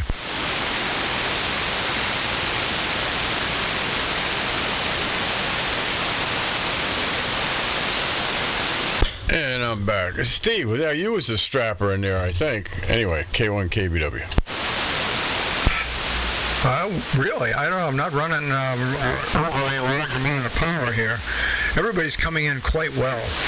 I heard Doug in there, KC1MJK from Reading, and lots of other folks. Everybody's all doing well. No, I'm just running the, I'm up here in Mirror Lake now. So just running the small transmitter. That's all I got set up. But you know what? It works most of the time. Yeah, no, it sounds fine. No problem at all. So you're there permanent, huh? Oh yeah, yep. This is it. They'll have to carry me out of here in a box, I guess. This is the last. Well, I mean, unless something happens catastrophic, this is the last move. Yeah, well, same here. I've been here, 26 years? The only way I'm going out of here is feet first. Yep. Yeah, I was in Townsend 28 years, which is the longest I'll probably ever live anywhere again, because I probably won't live 28 more years. I would be 90. What would I be if I had to live 28 years? I'd be 93 years old. It's possible, but not likely. Yeah, you might make it. You never know. You know, I mean, I sometimes I didn't think I'd make it to where I am now, but I do have longevity in the family. You know, my grandmother was 99 when she died. My father was 98. You know, and my grandfather was he was almost 90, just shy of 90. So you know, it got pretty good longevity, but. You never know. Anything can strike. Yep. Well, no one in my family lives a long time. So my mother died at 79. My father, I forget how old he was. Not that old either. So all my uncles and aunts, everybody kicked off around 80. So that's and that's the ones that didn't have problems. Anyway, hopefully, Billy, you're enjoying your dinner. I got to start cooking mine. In fact, I should go in the other room. I'm going to go in the other room and turn the oven on and get it warmed up. I got a pork tenderloin from a local farm. And the last pork tenderloin I got from the local farm up here was the best pork I've ever had in my life. It tasted so different than the pork you get in the store because it came literally directly from the farm. So I got another one today, and I'm going to cook that tonight. Should be good.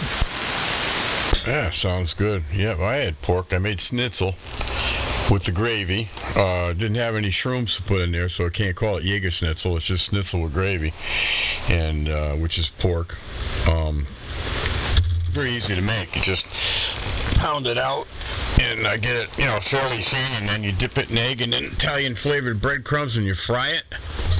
You can either eat it like that, or you can put brown gravy on it and mushrooms and make Jäger schnitzel. But we didn't have no Jaegers, so we just put the brown gravy on it. It was good. So anyway, yep. What was I going to say? I don't know. Who knows? K1KBW. Maybe that's what it was. I got a question. Is anybody else noticing the persistent carrier? It's been there all day on 3882.5. There's a carrier. I mean, I see it on both the Flex 5000 down in Townsend and the up here on my Flex. 3882.5, and it's just in there heterodyning against everybody. Anybody else see that? I don't see it here. It must be local to you, Steve, because I don't see it at all. I know what I wanted to say. I ordered a new Mikey phone. I'm not seeing it either, Steve. I'm seeing it on two different receivers from two different sites. Yeah, it's got to be near you. Somebody else said they don't see it either. I don't see it at all here, so it's got to be some. It could be just a local signal right there near you. On two different receivers in two different states?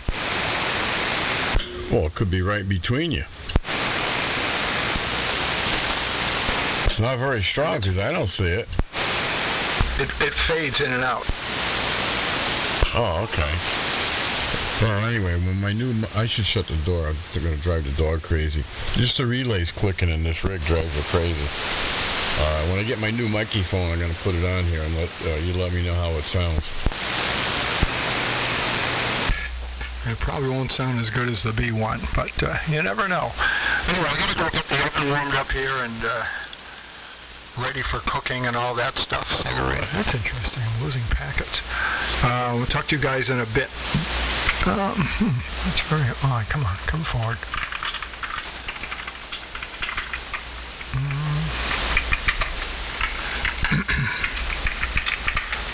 Let's see what that does. Yeah, all of a sudden I'm seeing the path between here and Townsend has not been spectacular for some reason. I'm not sure where the bottleneck is located, but the packet times are varying all over the place. Anyway, I want to go warm up the oven and we'll be back. There'll be one QIX not remote. I'm actually here at Mirror Lake, broadcasting from Mirror Lake.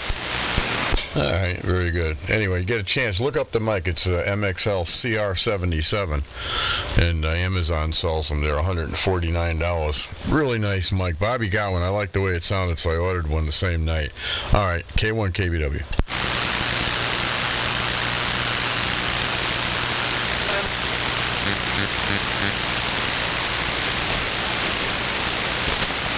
Steve, can you hear me? Yeah, I hear you perfectly. Wow, doing very well.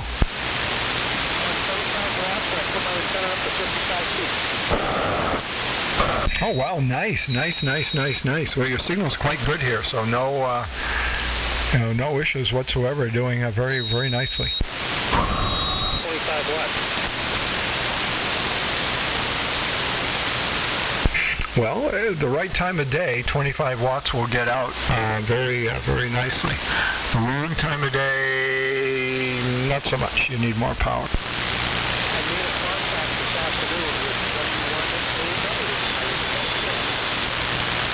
Oh, did you talk to Bob there? What's this call? MGC or WB1? I forget his call.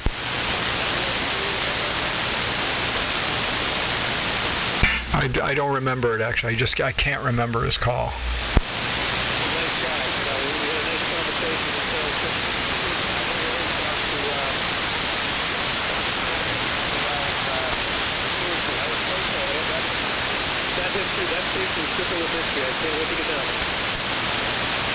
Yeah, it really is. There's no doubt about it. Let's see, thank you.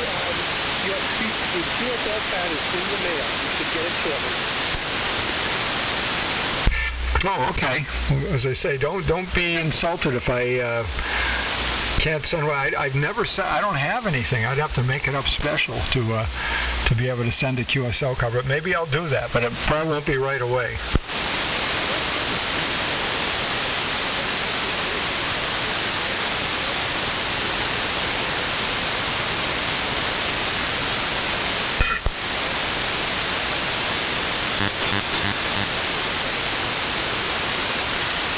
Steve, thank you. Mirror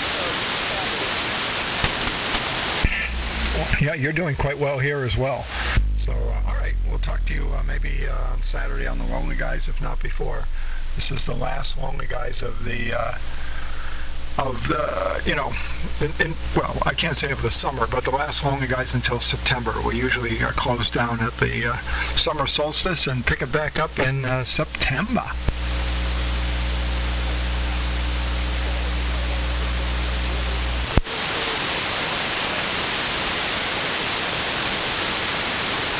Hey, Steve?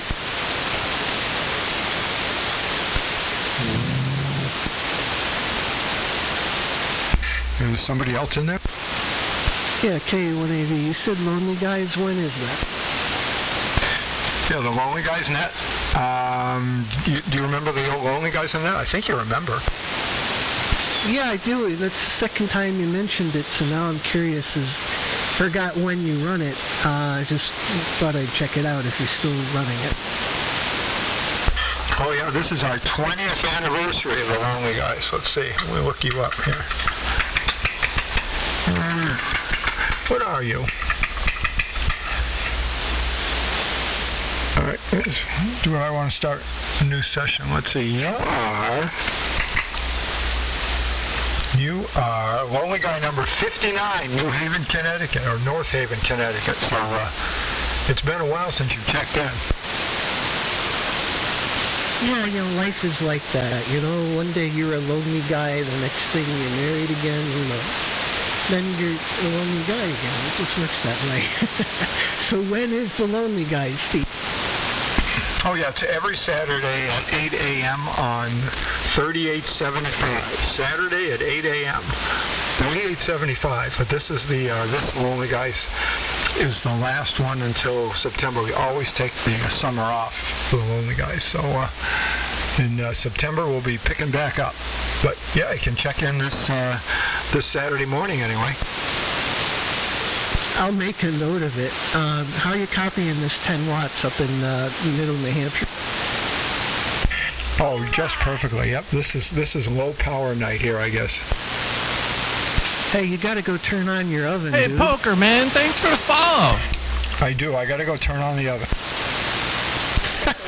I'll catch you later, K1AV.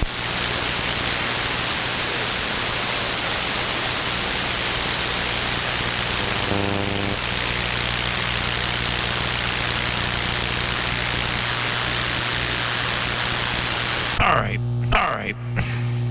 I'm pretty much done eating. I'm just munching on some olives now. W2 BTK. Yeah, K1 KVW. What are you munching on there, Billy?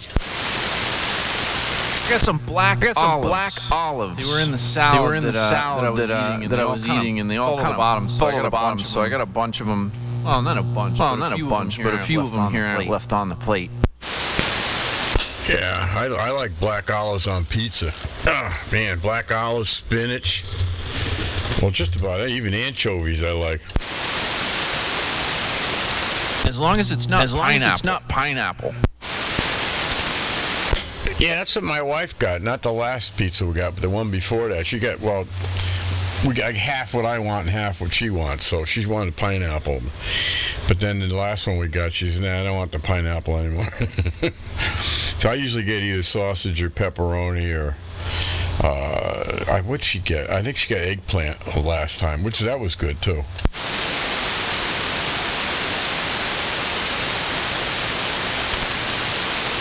Hang on one sec.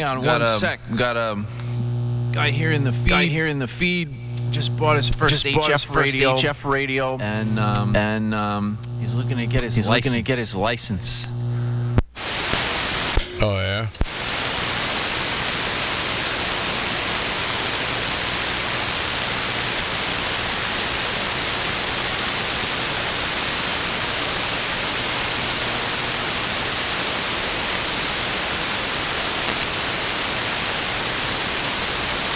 He got a Yaesu rig. Just telling him he could probably make himself a dipole and just lay it on the ground and do fine to hear most of what's going on. What kind of Yaesu is he at? Said it's a FT3DR, and I'm not exactly sure which one that is. I'd have to look it up. I never heard of that one. Wow. K1ETP. Hey, Richaroni, what's up? Hey, Bob. Oh, you hearing me tonight? I'm hearing you good.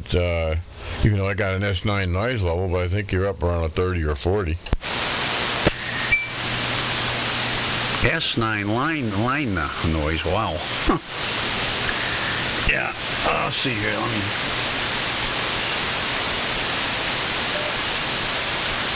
Yeah, I fired up the Johnson 500. I haven't had this thing on in quite a while. Oh yeah. Is that the 101? No, it's the Johnson 500. Oh, okay. Yeah, your 101 doesn't have a hum. I'm still trying to figure out why in the hell Steve's STH's 101 has a hum. I think it's RF or something, or it's a ground loop. Actually, mine does have a hum. Very low level, but there's a hum in there. Oh, really? Oh, okay. Because a couple other people said they had hums, but I sold them that F. It didn't have a hum when it was here. As a matter of fact, when he first got it, it didn't have a hum. But now it's got a hum. Yeah, I know he's been dealing with that for quite a while. I just brought up my REA mod monitor here, and the bar graph's working, but the meters aren't working. The scope's working, and the bar graph's working, but no, the meters aren't working. Oh, really? Well, Steve's in here. He just went to go heat up his oven, so he might be back. You can ask him. Yeah, one of my bulbs burnt out. I got to send him for a couple new bulbs.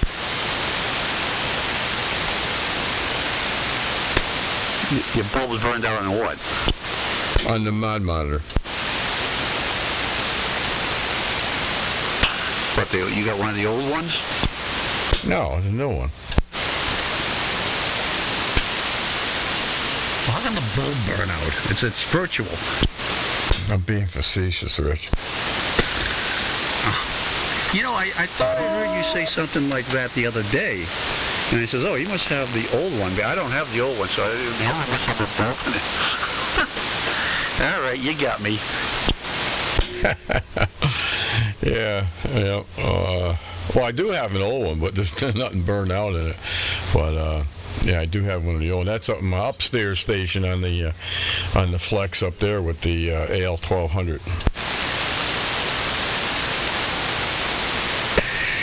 Well, there you go. Let's see here. Switch that 200. Switch to that. Anyways, go ahead there, Billy. Pick it up. It's K1ETP. Hey, Rich, what's going on? I'm just trying to find a V session for this guy. He's in Delray Beach, Florida. He wants to get licensed. So I'm on the ARRL site, and I'm gonna punch in Delray Beach and see what comes up.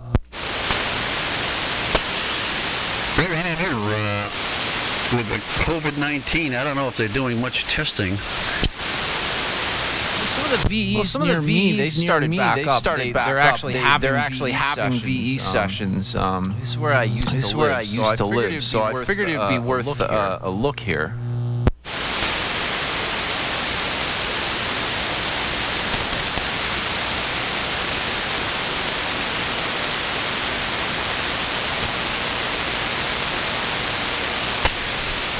Yay. Now it's working, Bob. I just reloaded it. So I don't know, something was corrupted in what I had loaded in there. So now the mod monitor's working fine. Yeah, doggone computers. I hate them. Don't you? Yeah, it's just like a woman. You can't live with them, and you can't live without them.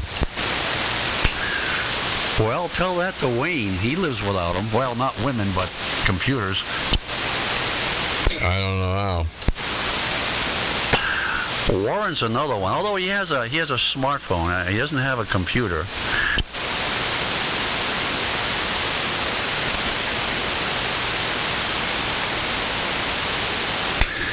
So how's Bill like it up there in the North Country? I was listening to you guys the other night, and he's pretty loud, but not as loud as he was from southern New Hampshire, but he has a good signal. I guess he's got an antenna up a ways, but man, he's way up there where the mosquitoes are. Oh, yeah, he's up in the coal country. You can have that. Not me. No, thanks. Nope. It's just fine right here in Connecticut where I am. In the summertime, that is. You know, as you get older, you get to really loathe winter and snow, but it seems the older Bill gets, the more he likes snow. Boy, he can't get enough of it. Oh, I know. Yeah, well, he's not that old. He's getting there, but he'll find out when he gets to my age. I'm going to be 76 here in a few months, and you know, when it's 77, 78 degrees down here in the shack, I'm fine. Where just a couple of years ago, if it got over 68, I'd be sweating.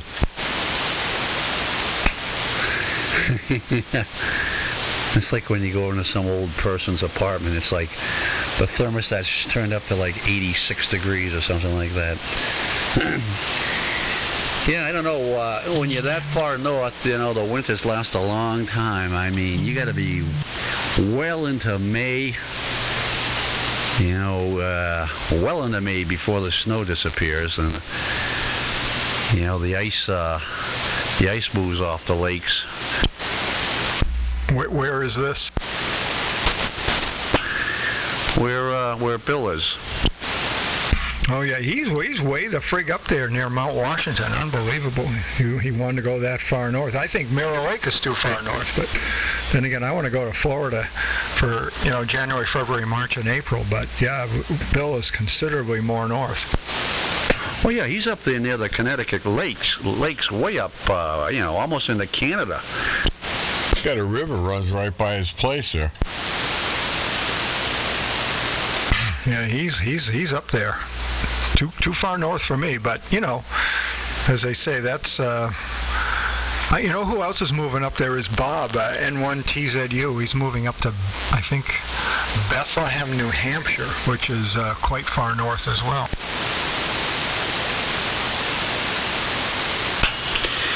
So let's see, you're northwest of Concord, right? No, northeast of Concord. Yep, northeast of Concord. So how far are you from, say, Wolfboro? From the Wolfboro line? Let's see, it's on the other side of the lake, so it's really close. Yeah, talking about the road there, Winnipesaukee and Wolfboro. Aren't you about the same latitude as Wolfboro? Yeah. Oh, yeah. Wolfboro is Lake Winnipesaukee is literally across the street from Mirror Lake, and Wolfboro. If I drove to the center of Wolfboro, it's, you know, I don't know. It's like 3 or 4 miles away, something like that. Oh, that's cool. So if you got a boat and you want to put it into the big lake, you can, you know, I'm sure there's a ramp around there somewhere. You can pretty easily do that. Yeah, it's literally there's a little, I don't know what you would call it. It's almost like a causeway between Mirror Lake and Lake Winnipesaukee, and there's a boat launching ramp on that. It's not a causeway, but it's a thin piece of land where there's the division between Mirror Lake and Lake Winnipesaukee. Mirror Lake drains into Winnipesaukee. It's about 5 feet higher in elevation than Winnie is. So yeah, it's right there. So yes, so now you know where I am here. Yeah, I looked on a map once to see where Mirror Lake was. And, yep, that's cool. And not that far from Winnipesaukee and Wolfboro, so. I don't know what's going on in Mirror Lake proper, probably not a heck of a lot. In the town? Oh, the town, well, it's part of Tuftonboro. It's sort of like West Townsend is, you know, has its own post office and its own thing, but it's Townsend. And Mirror Lake is like that. I mean, it's got its own zip code, it's got its own name, but it's incorporated within the town of Tuftonboro. And no, there's not much going on in Tuftonboro. All the action is down in Wolfboro. I went shopping today, and you know, I go to Wolfboro because there is not a store. There's a little, you know, like it's not even a convenience store. It's like a very small old general store in Tuftonboro. I think it's in Melvin Village, which is another part of Tuftonboro. But they don't have anything. You know, if you want to go shopping, you got to go to Wolfboro.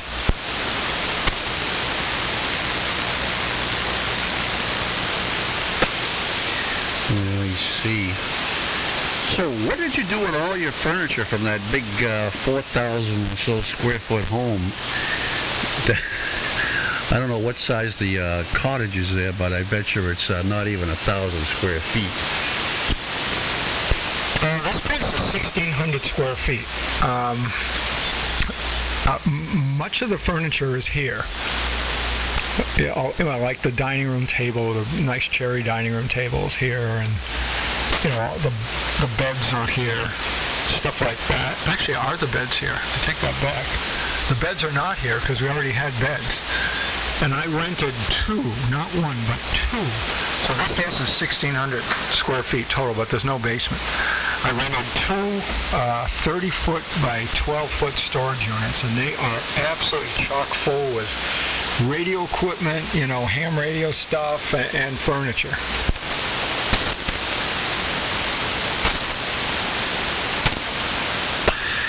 Boy, I don't know what I'd do without my cellar. Gotta have a basement. Well, maybe you can raise that thing up and put in a basement. Yeah, I don't know if I want to do that. There's a lot of houses here where they're raised way up high, so the second floor is high. But I don't like that. So, you know, assuming I get to build another house here, if I ever get the quotes on the materials that they have yet to give me, because apparently there's a shortage of wood. Going to the lumber yards, and you know, I've checked with other places. All of a sudden, there's a shortage of lumber, and they get all the stuff and it disappears instantly. I went and bought some pressure treated, and I looked up on the website, Home Depot, you know, and I wanted to buy some pressure treated. I was thinking, call before you come, because you know, not everything is in stock. So I called, and the guy says, yeah, I got some in this afternoon. They're likely to all be gone by this evening. And I got down there, and he had a pallet full. He told me he got a pallet full of this PT that I needed. When I got there were 7 boards left, and they were good ones. So I needed 3. But in all the yards, it's doing the same thing. You know, one of the builders I talked to, one of the guys who I'm going to maybe have framed the house, says you can't even buy a 2x4. So I don't know if it's going to happen this year at all. But the plan is to build that. And when I do, Rich, because I don't want it, we're not going to have a basement. I'm going to have, you know, walk-in attics and stuff like that. You know, you got to have some place to store stuff. And I'm building a shop, you know, on the house that should suffice. But yeah, there's no basement here. But I don't want to dig down. You know, or I could do it, but I don't want to raise the thing up. Then the house is, you know, 6 feet off the ground, and you got you know, by the time you get past the band joist and all that stuff, you're 8 feet off the ground, which a lot of the houses up here are, because people wanted to have basements, but they're basically finished basements, you know, because they walk out to the lake. So yeah. It's K1ETP. So I guess you're not going to do a demo and rebuild? Yeah, oh yeah, that's what I want to do. I want to do a demo and rebuild, but I mean, I got to, you know, there's a lot of parts to nail down, quote unquote. You know, you got to get lumber quotes. You got to have people scheduled. You know, you have to be able to get the lumber. So I do have a tentative schedule to begin the demolition in July, but I'm not going to begin the demolition until I know that the house can be rebuilt, because I have nowhere else to live. Was that a Timtron belch I heard? Yes, it is. I've been monitoring, so you better watch it.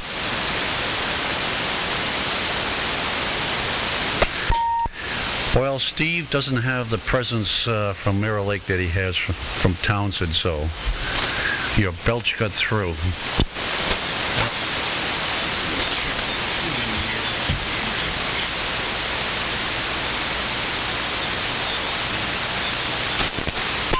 Over.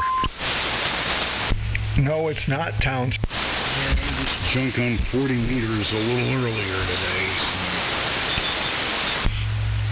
I'm just kind of hanging out, taking it all in. I don't know, 1,600 square feet, that's more than double what I got here.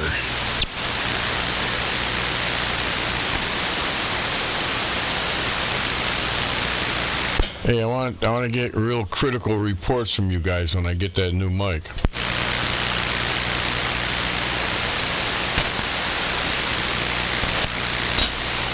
A new microphonium, eh?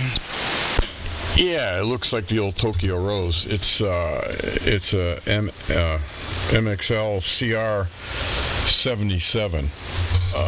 They sell them at well, Sam Ash has them, but I ordered mine from Amazon. They're $149. Really nice looking mic. Looks like the old Tokyo Rose, but it's all metal. And it's got a dynamic cartridge in it. Bobby got one, and he was on with it the other night. Yeah, I thought it sounded great, so I got to get one of those babies.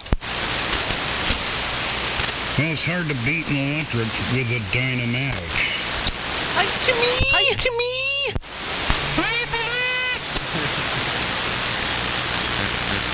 Yeah, it is. Yeah, the B1 is probably the best mic, best bang for the buck, $99. But we'll see. See how it sounds. I want some real critical reports. I'm looking at one here on the internet. $150. I don't like that style, man. That's too retro for me. You like some air and microphonium, eh? Well, I like the Electro Voice style dynamic mics like this RE20 I'm using right now. It looks, well, it's like the old RCA mic. I mean, that's what they fashioned it after. Well, the way I see it, they got their pluses, they got their minuses. Yeah, that's an Arthur Gartrey type mic. That's the type of mic Arthur Gartrey used. Yeah, it's like the RCAs. That's what they had. We used to call them back in the CB days, Tokyo Rose. Or Argoni 57. Yeah, it's been years since I've seen any of those Argoni microphoniums. Yeah, I had one. I gave it to Bobby. My son's got it. The thing is like mint, but it didn't have any cartridges in it. And he ordered this one here, the 77, and he had it on the other night. I liked the way it sounded, man. I thought it was crisp and had good bass, but it was very crisp and sharp. So, we'll see. We'll find out when we get. I should have it in a few hands. K1 KBW. That beat. All right, these Reese Bruce and ears. Hey, that B1 that you used, Bob, is that a condenser or is that a dynamic microphonium? It's a condenser. You need a 48-volt phantom power supply for it. Yeah, the B1s I think they just went up a little bit. They've been $99 for like 20 years. And they're about the best bang for the buck that you can get. And I know Bill I Fart Raisins. He hated them because he had one and his crapped out on them, and he said they're cheap junk and all that, but that's not true. I don't know what he did to his, but my son Bobby's went through a fire, and I was there when he took it apart, and it was full of the stuff from the sheetrock, the gypsum and the sheetrock was all inside the mess. It was a mess, and of course it was wet. dried it out, cleaned it out, hooked the thing up, and the goddamn thing works fine. So I don't think they're as delicate as most people think they are. And I've had this one here for probably 15, 16, 17 years. Well, Bill, Power Hall of Microphonium. I visited with him before. He'd be eating that thing. Yeah, and with alcohol breath, he probably the thing probably got drunk and died of liver failure. Yeah, probably, but they're not. The human environment of human breath and various foreign object matters splattering through is what eats those things up. I've had this particular electric condenser microphone, which is pretty much the same thing, I would think. And I typically work at 10, 12 inches. I never get on top of the thing. I never cornhole it. And it's been in service since '06. Oh, yeah. I usually talk between 10 and 12 inches from mine. Right now, I'm just about a foot away. Because I run processing. I mean, I can get closer, but then you get the proximity effect. But some people like that, but I don't. I got that big windscreen on mine, so I think that's what happened. Bill just slobbered it all up and wrecked it. But look, Bobby's went through that fire and it was full of crap. I mean, it was a mess inside. I took it apart. I said, "Holy mackerel! Look at this stuff." It took us like 2 or 3 hours to clean that thing out, and I'll be doggone, it still worked fine. Well, it's amazing that it survived. That would kill a lot of other microphoniums. If you want to hear a funny story. Yeah, well, good thing about they're not susceptible to eddy currents from transformers. Yeah, go ahead, Billy. I used to do live sound for bands, cover bands, and there was one. I won't say the name of the band, but they had a chick singer.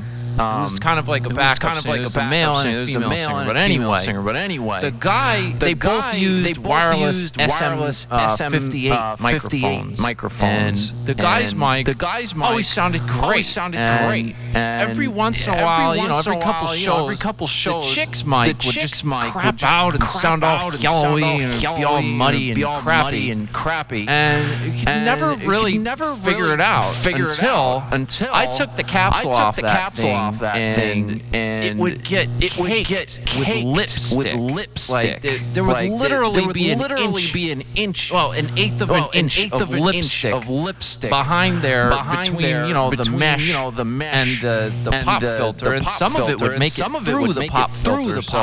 So I had to go wash that damn thing out every couple of shows, and it was awful. You could hear the degradation and the loss of highs and this and that as the lipstick would build up and encapsulate that element. It was the worst thing ever. I'm sure if she had a condenser microphone, it would probably feed back on stage. She's walking around and walking past the drum kit, picking up cymbal wash and crap. Man, that is a fast way to kill a mic. They didn't last very long either. It was kind of amazing.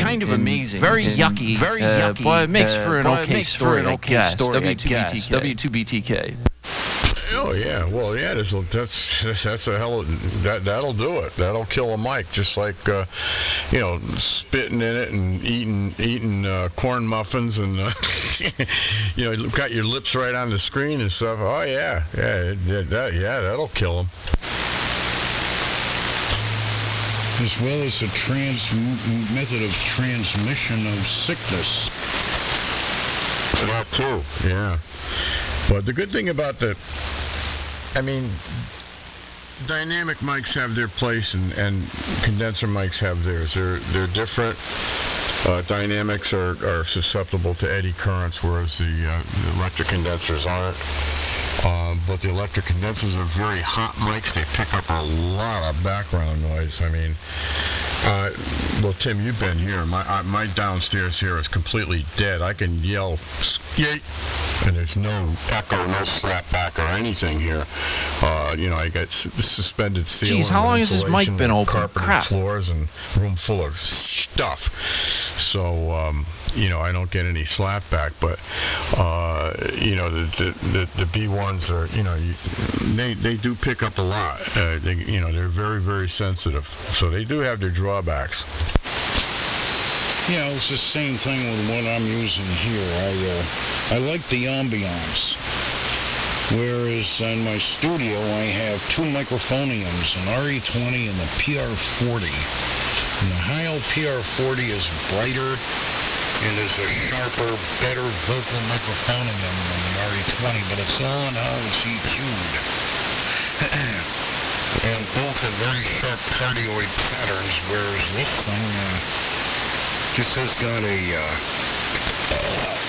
gradual pattern. So, but the Electret, on the other hand, has got.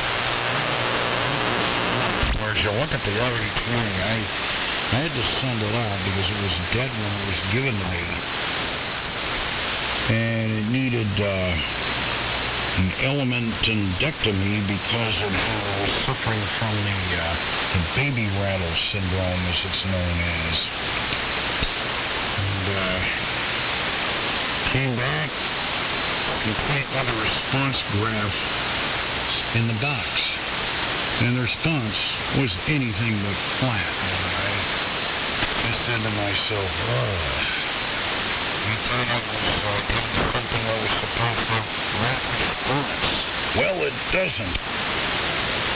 No, I think the 27 is a little bit better, but the B1, the B1 is about as flat as you can get. Any good electric microphonium is. Oh yeah, and it's 18 to 22K. I mean, it's definitely got the response, and it'll pick up just almost anything. And that's why I got it for $99. And the funny thing about it is the case that it comes in. That case has got to be like $20 or $30 just for the case. It's amazing that. Did you get yours in the case? This one here. No, this is an MCA SP1. Didn't have a case, bubble pack. And I've got microphonium cases for I've got two of them. I got the other one from Wayne. Because I want to use them for recording. Don't they, won't Electro Voice rebuild the RE20 for a flat rate? They used to. Yeah, they did. I don't know about now, but I was told for years it's $25. So I was given the microphonium by a buddy of mine who was chief engineer of a well-known radio station in Portland, Maine. And I just was lazy and scrolless, and finally I contacted Electro Voice. And their rebuilding facility is no longer in Buchanan, Michigan. It's someplace out in the Midwest. And I was telling the guy the circumcision stances. He's like, well, if you're not the original owner of the microphonium, it's going to be $250 some odd. And it's like, what? So the guy said, tell me that you're the original owner of it. So I had to tell a lie and say, yeah. And he said, okay.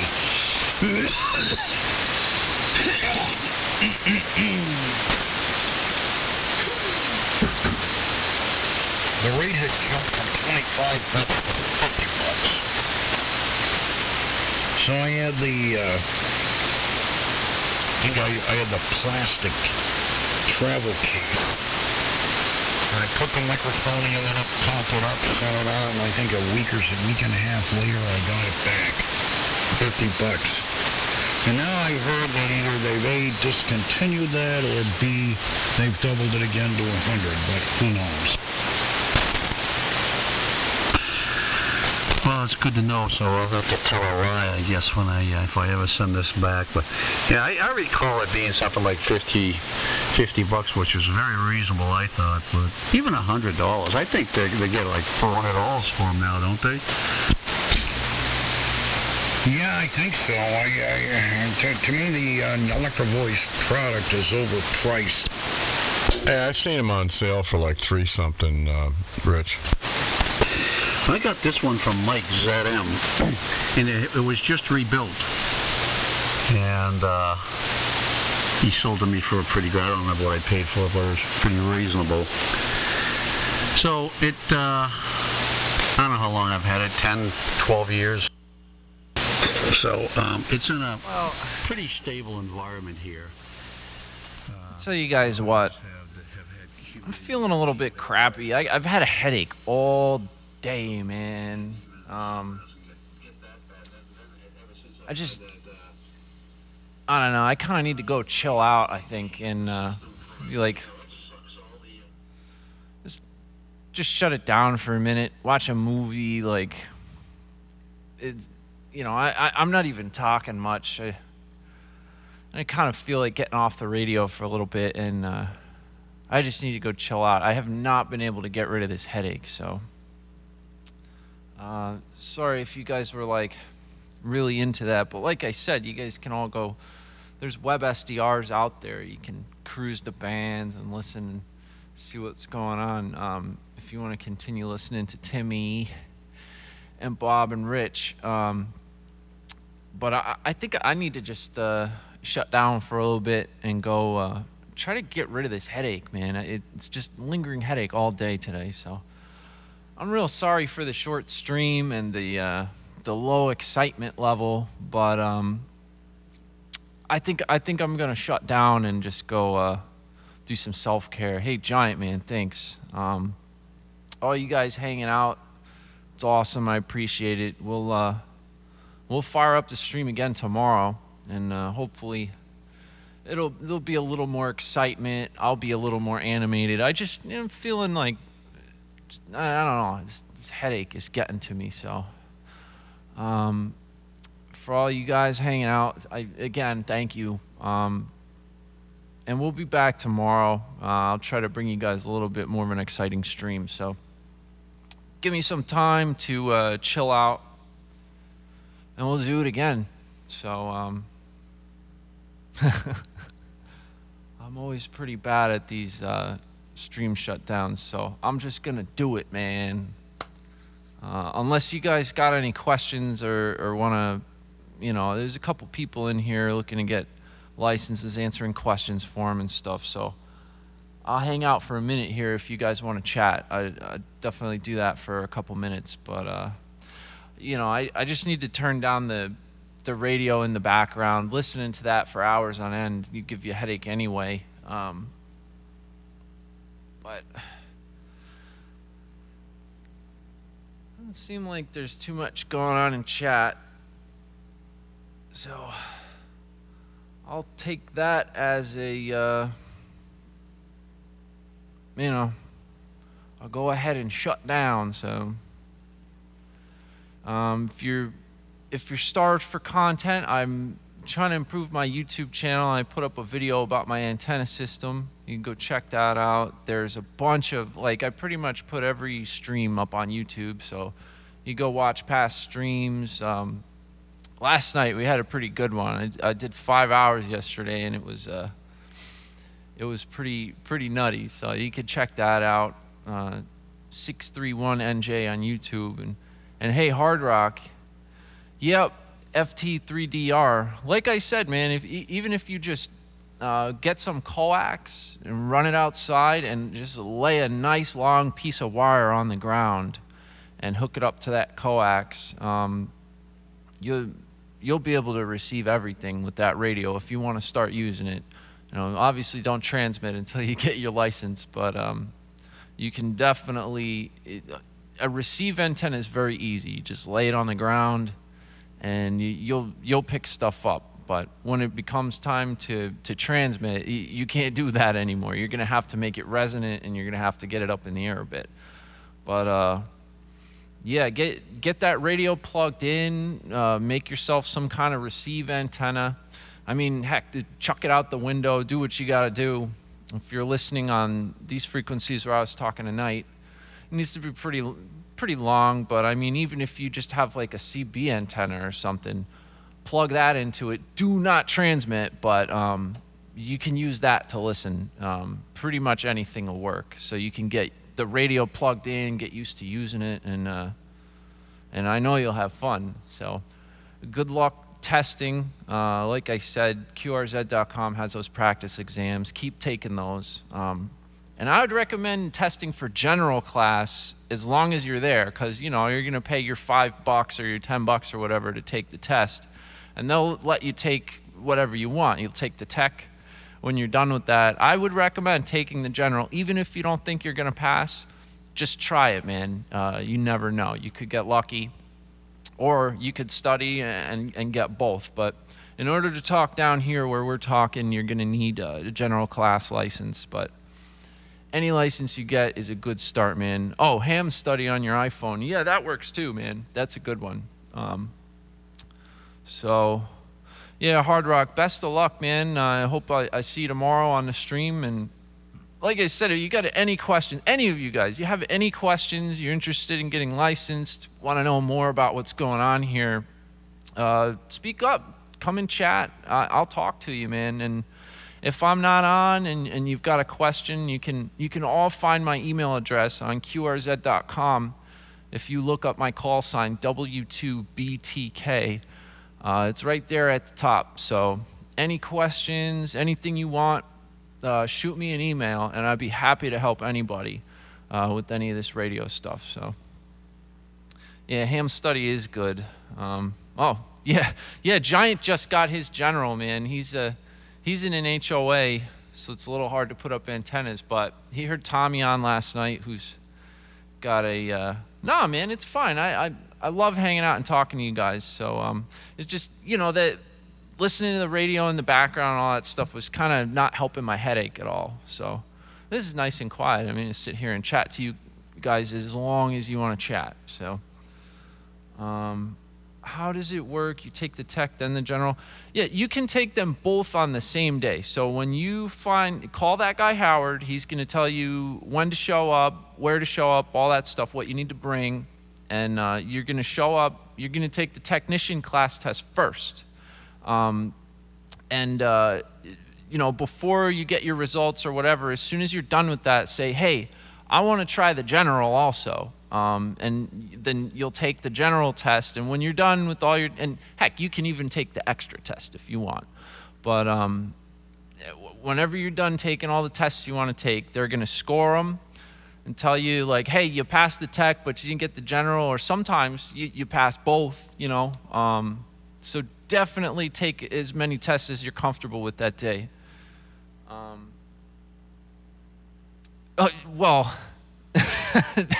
That would be a little weird, and I honestly don't know what would happen if you failed the tech and passed the general. I mean, you'd probably get your general class license, but that's not very common. I mean, the tests get harder and harder as you go on.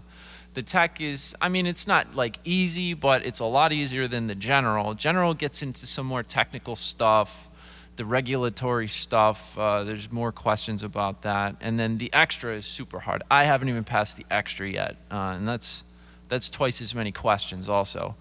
But I'm studying for that one, so I'll let you guys know when I pass that. But yeah, if you fail the tech and pass the general, I will honestly be impressed, because that's hard to do.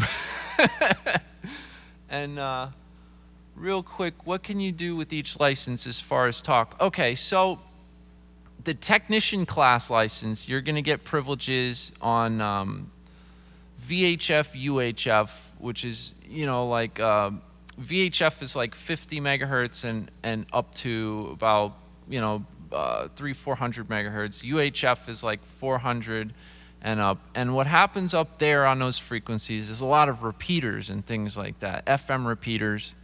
So they're pretty fun. I kind of don't really hang out on a lot of repeaters. They're a little dry for me, most of the conversations. And when you get your general class, you can use the HF band, the high frequency band, which is about from 1 megahertz up to 30 megahertz, and that's where all the really fun stuff happens. And those frequencies will support worldwide propagation. So, like, for instance, on 20 meters, which is 14 megahertz, you can get on and talk to people in other countries like all day. 40 meters, which is 7 megahertz, you can get on during the day or also at night, usually talk all over the world. Right? You can do like FT8, stuff like that, digital modes, but with just the tech ticket, you're not allowed to use any of those bands that have the crazy propagation, and you're mostly stuck up. You have some privileges on 10 meters, but that's not like an everyday talk all over the world kind of band. But when it is open, you will be talking all over the world on 10 meters. It's just, you gotta wait. No, not through the web, through your Yaesu, man. You fire up that Yaesu, put up an antenna, and you'll be talking to guys all over the world with the general class ticket. The VHF, UHF frequencies that most of your privileges are on as a tech don't really support like worldwide, point-to-point propagation. The waves are just much shorter. They don't travel quite as far. It's more of a line of sight thing, which is why they use repeaters. So the real fun starts when you get your general class ticket, but having your tech is a great way to get your foot in the door, do some ham radio, get used to, Q codes, talking to people, giving your call sign, this and that. I mean, I was a tech for 10 years before I upgraded to general. But I mean, it's, you can probably, if you give that guy Howard a call, find the VE session and this and that, when you go test, ask him a bunch of questions. If, like I can explain it to you, maybe not the best, but let's see. So like I would be able to talk to you from Florida here. Oh, absolutely. The band that we're talking on right now, 80 meters, that's 3885. I've talked to guys in Florida before. I mean, it's a little bit of a haul when conditions aren't that great, but a band like 40 meters, 7 megahertz, absolutely. You could probably talk to me every single night on that band.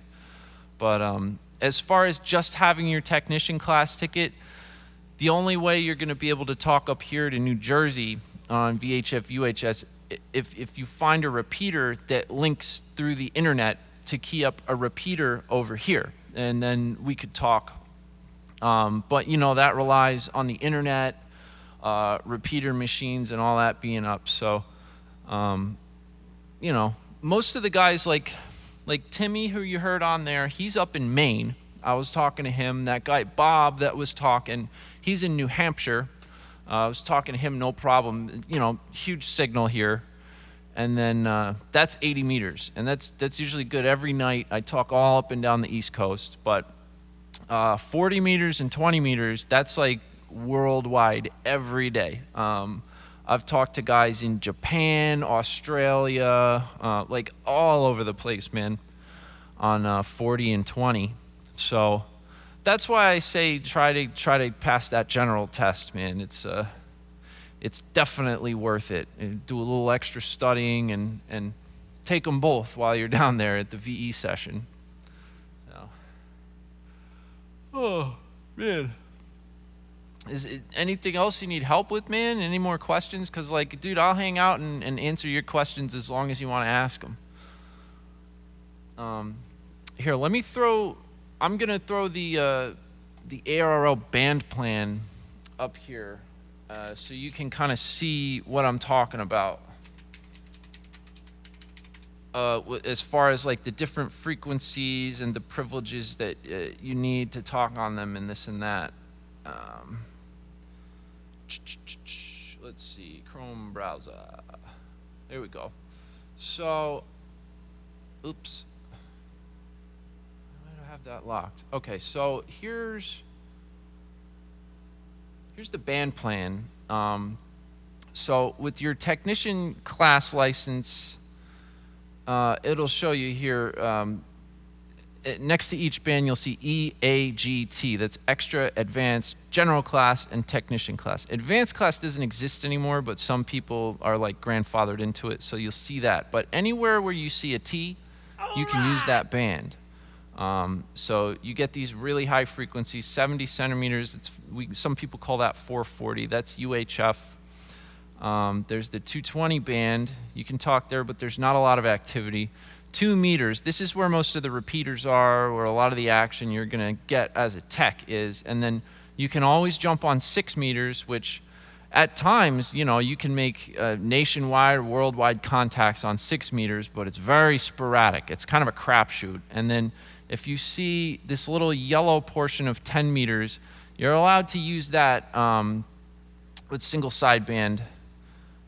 So you can do that, but again, that band is not always open.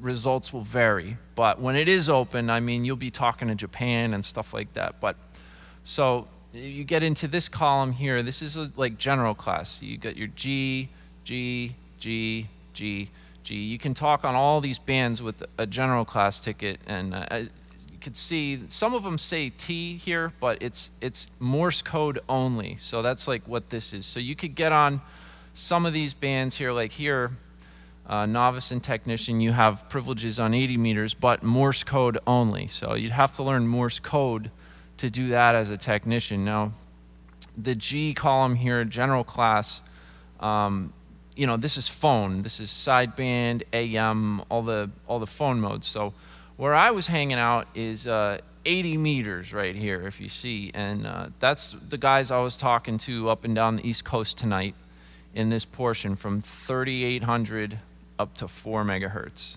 is where I'm allowed to talk. And if I were to get my extra, I would have extended privileges down, through this portion. But there's a lot of good stuff that happens here. And like I said before, oh, okay. Yeah, no problem, man, if you're going to jump out. But I'll just finish explaining this anyway in case anybody watching is interested in this. 20 meters, this is a worldwide band pretty much every day. You can get on in the daytime and talk all over the world. 40 meters, same thing. Usually in the daytime, you can make worldwide contacts. At night, it really starts to come alive, and you will definitely make worldwide contacts. But like I said, that's only if you're a general, unless you know Morse code and you want to do Morse code down there as a technician. So 160 is a fun band too, but now you're starting to get into very low, oh, you couldn't see my mouse before. 160, you're starting to get into very low frequencies here, 1.8 megahertz. These antennas are going to be, 200 foot long, somewhere in there. 80 meters where I was talking, my antenna is 130 feet long for this band. But, again, I messed up with my mouse again, 80 meters. Again, if you want to get on 20 meters, like I said, that's worldwide. These antennas are starting to be reasonable. A resonant antenna on 20 meters is going to be, about like a dipole will be about 30, 40 feet long, which is pretty doable. And then the higher you go, the less likely it is that every day you'll be able to make like worldwide contacts, but that's not to say you can't. When these bands are open, they're open, man. You're working everything. So 40 meters here. What about lightning with the antennas? Well, it's definitely something that happens not too often. I mean, I've never had a direct hit. There's really nothing you can do about a direct hit. It's going to screw stuff up. But as far as having antennas in the air, if you can have a way to dissipate static buildup by basically just making sharp points on the antenna, that will dissipate static and make it much less likely that it's going to receive a lightning strike. Also, proper grounding, things like that, it help a lot to, if there are nearby lightning strikes, it won't affect you as much. It'll drain that stuff off. And I've had antennas in the air for years and years and years. Knock on wood, I've never had a problem. So I wouldn't be super concerned about that, but there definitely are things that you can do to mitigate that stuff. There's lightning arresters that you can put in line with your coax. You can look those up. Just Google lightning arrestor. That can help if you do get a direct hit. But as far as like what we're doing, you know, antennas up 40, 50 feet in the air in trees and stuff, I don't feel like you really need to worry so much. But I just go over this again because now you can see my mouse. So this is the little portion of 10 where you can use as a tech, and you're good on all this as a tech. So you have a lot of fun with the technician class, but like I said, if you want to talk all over the world and talk to people around the country and stuff, it is a lot easier once you have access to these frequencies. So y'all can download this. It's just I just searched Google for ARRL band plan, and this is it right here. You know, and it's got some information on the side here. It tells you what all this is. All the red is digital modes. The green is phone stuff. And well, there you go. That's the best I could do to explain that. And lightning anything. But anything else? Anybody else like watching want to know about this stuff? I mean, feel free to ask. I'm here. I'm chatting with y'all. Hey, One Big Noob, man. Thanks for the follow. I didn't even see that. Welcome to the channel. You know, I'll definitely hang out for a couple minutes if you guys have questions about what's going on. So most guys doing ham don't have quite as an elaborate setup. I do all AM. You can see my audio processing rack in the background. The room behind me has a bunch of transmitters in it, and this is more set up like a professional radio station than it is an amateur station. But you basically like get a radio like Hard Rock did, a Yaesu or whatever, just throw an antenna out there, some kind of dipole, and you don't have to use a tuner or anything if you make it resonant. And dude, you can talk all over the world with general class privileges, and then you get your extra, you get a little bit more on each band. So doesn't look like too many more questions coming in. But I'll still hang out for 1 sec, just in case. Yaesu has GPRS. GPRS. I've heard of APRS. That's like the positioning stuff. It transmits a signal every so often, which is cool. If you're going to use it in your car, you can kind of see where you are. People can look it up. Maybe. Do you mean GMRS? Because that's you can use those frequencies without a license, GMRS and FRS frequencies. I've got my tech about 2 years ago, but no hardware yet. I'm a former electronic technician. Oh, cool, man. Yeah, you'll fit right in. Most of the guys who I hang out with down here on like 80 meters, 160 meters, a lot of them are like electronics techs and know a lot about this stuff. And we all kind of like homebrew and make our own homemade transmitters and antennas and this and that. So that's like a really fun part of the hobby for me, is just making homemade stuff and putting it on the air. A lot of my stuff is homemade. But, you know, if you're just getting into it, go ahead and buy yourself a rig and just start using it, man. That's the way in, and you'll get the ropes. But yeah, noob, if you've got electronics experience, you'll do great out here. I mean, modifying stuff and building your own stuff. So let's see, 1296 APRS data modem. Oh, okay, yeah. I mean, I've never used that kind of stuff. The only digital modes that I use is like FT8. Which is a cool weak signal mode. You can basically interface to your computer. It plays a series of tones over the air, and the receiver on the other end decodes those tones into text. and then you can make contacts back and forth like that. And that's really all I've experienced with. I've never used any of the like modems and stuff in the radios. Like I know my Yaesu radio in the car has all that, but I've honestly never used it.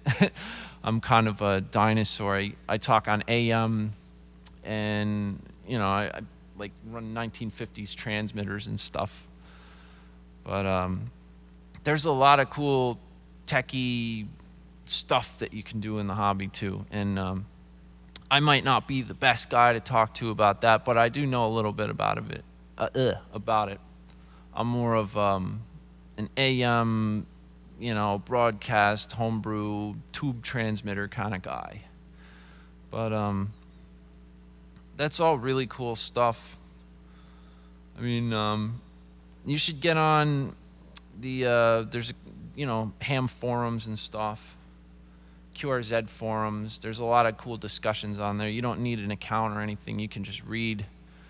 Guys talk about stuff like that all the time, and they're all doing cool stuff with it. Little radio, 1,000 channels and 24 banks. Yeah, I mean, the newer radios, they're awesome. But like I said, I mean, I'm working with. I do have this Kenwood. I have this Kenwood 440 here that I just actually got running today. I was using it a little bit at the beginning of the stream. So that's if I want to use other modes besides AM, you know, sideband, this and that. But my main rig is like literally from the 50s. It's a modified Johnson Viking 2. I homebrewed my own modulator for it and this and that. Homemade modulation transformers and all that to get the really good sounding audio on AM, which is what I like to do. So, like I said, go on like QRZ forums or like, you know, ham forums. There's always people discussing all the newer technology, newer radios, that APRS stuff, and you know, there's lots of good reading out there. I just don't know as much about it because I don't have a lot of experience with it. But Field Day's coming up. I don't know if you know about Field Day. That's a lot of fun. I mean, it's a little screwed up this year with the coronavirus. They don't. A lot of clubs and stuff aren't having the gatherings. But all right, Hard Rock man, you have a good night. I'll catch y'all later. But yeah, I'm going to be doing Field Day from home this year, so if anyone out there is licensed, you know, you're on the bands, take a listen. I mean, I'll be on all the bands, probably sideband, and that's coming up in a couple weeks. I forget exactly when, but Field Day is a good exercise. If y'all can find a ham club that's actually doing it, it's like basically an emergency preparedness drill. You'll go out somewhere outside, set up a generator or a bank of batteries or solar. You'll put your antenna up and just get on the air and make as many contacts as you can. It's emergency preparedness, you know, because you never know. You might not be able to use your cell phone, no internet, this or that. Something could happen, and they want guys that can go out and establish communications, you know, without commercial power, stuff like that. So few of your clubs are doing it together. That's good to hear, man, because the clubs up here by me, they're not doing Field Day at all this year. It's basically like, yeah, if you want to do it, just do it from your house by yourself, which sucks because I mean, I really look forward to Field Day every year.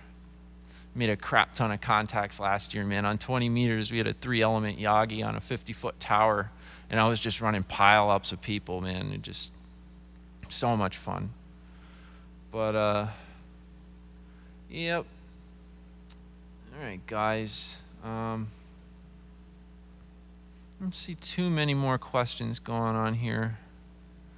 So I guess I'm going to go nurse my headache, chill out for a little while, and like I said, I'll come back tomorrow. We'll do a little bit more of an exciting stream and try to squeeze some more excitement out of the band here. So thanks all you guys for hanging out with me. Again, anybody with questions, look me up on QRZ. My call sign's W2BTK, and you can find my email there. shoot me an email. I'm good. It might take me a day to respond or whatever, but I'm here to help. Anybody interested in this stuff, like, let's go. Let's do it. So, with that said, I'm going to shut the stream and go chill out for a little bit. So, pleasure, everybody. And I'll catch you all tomorrow. Peace out.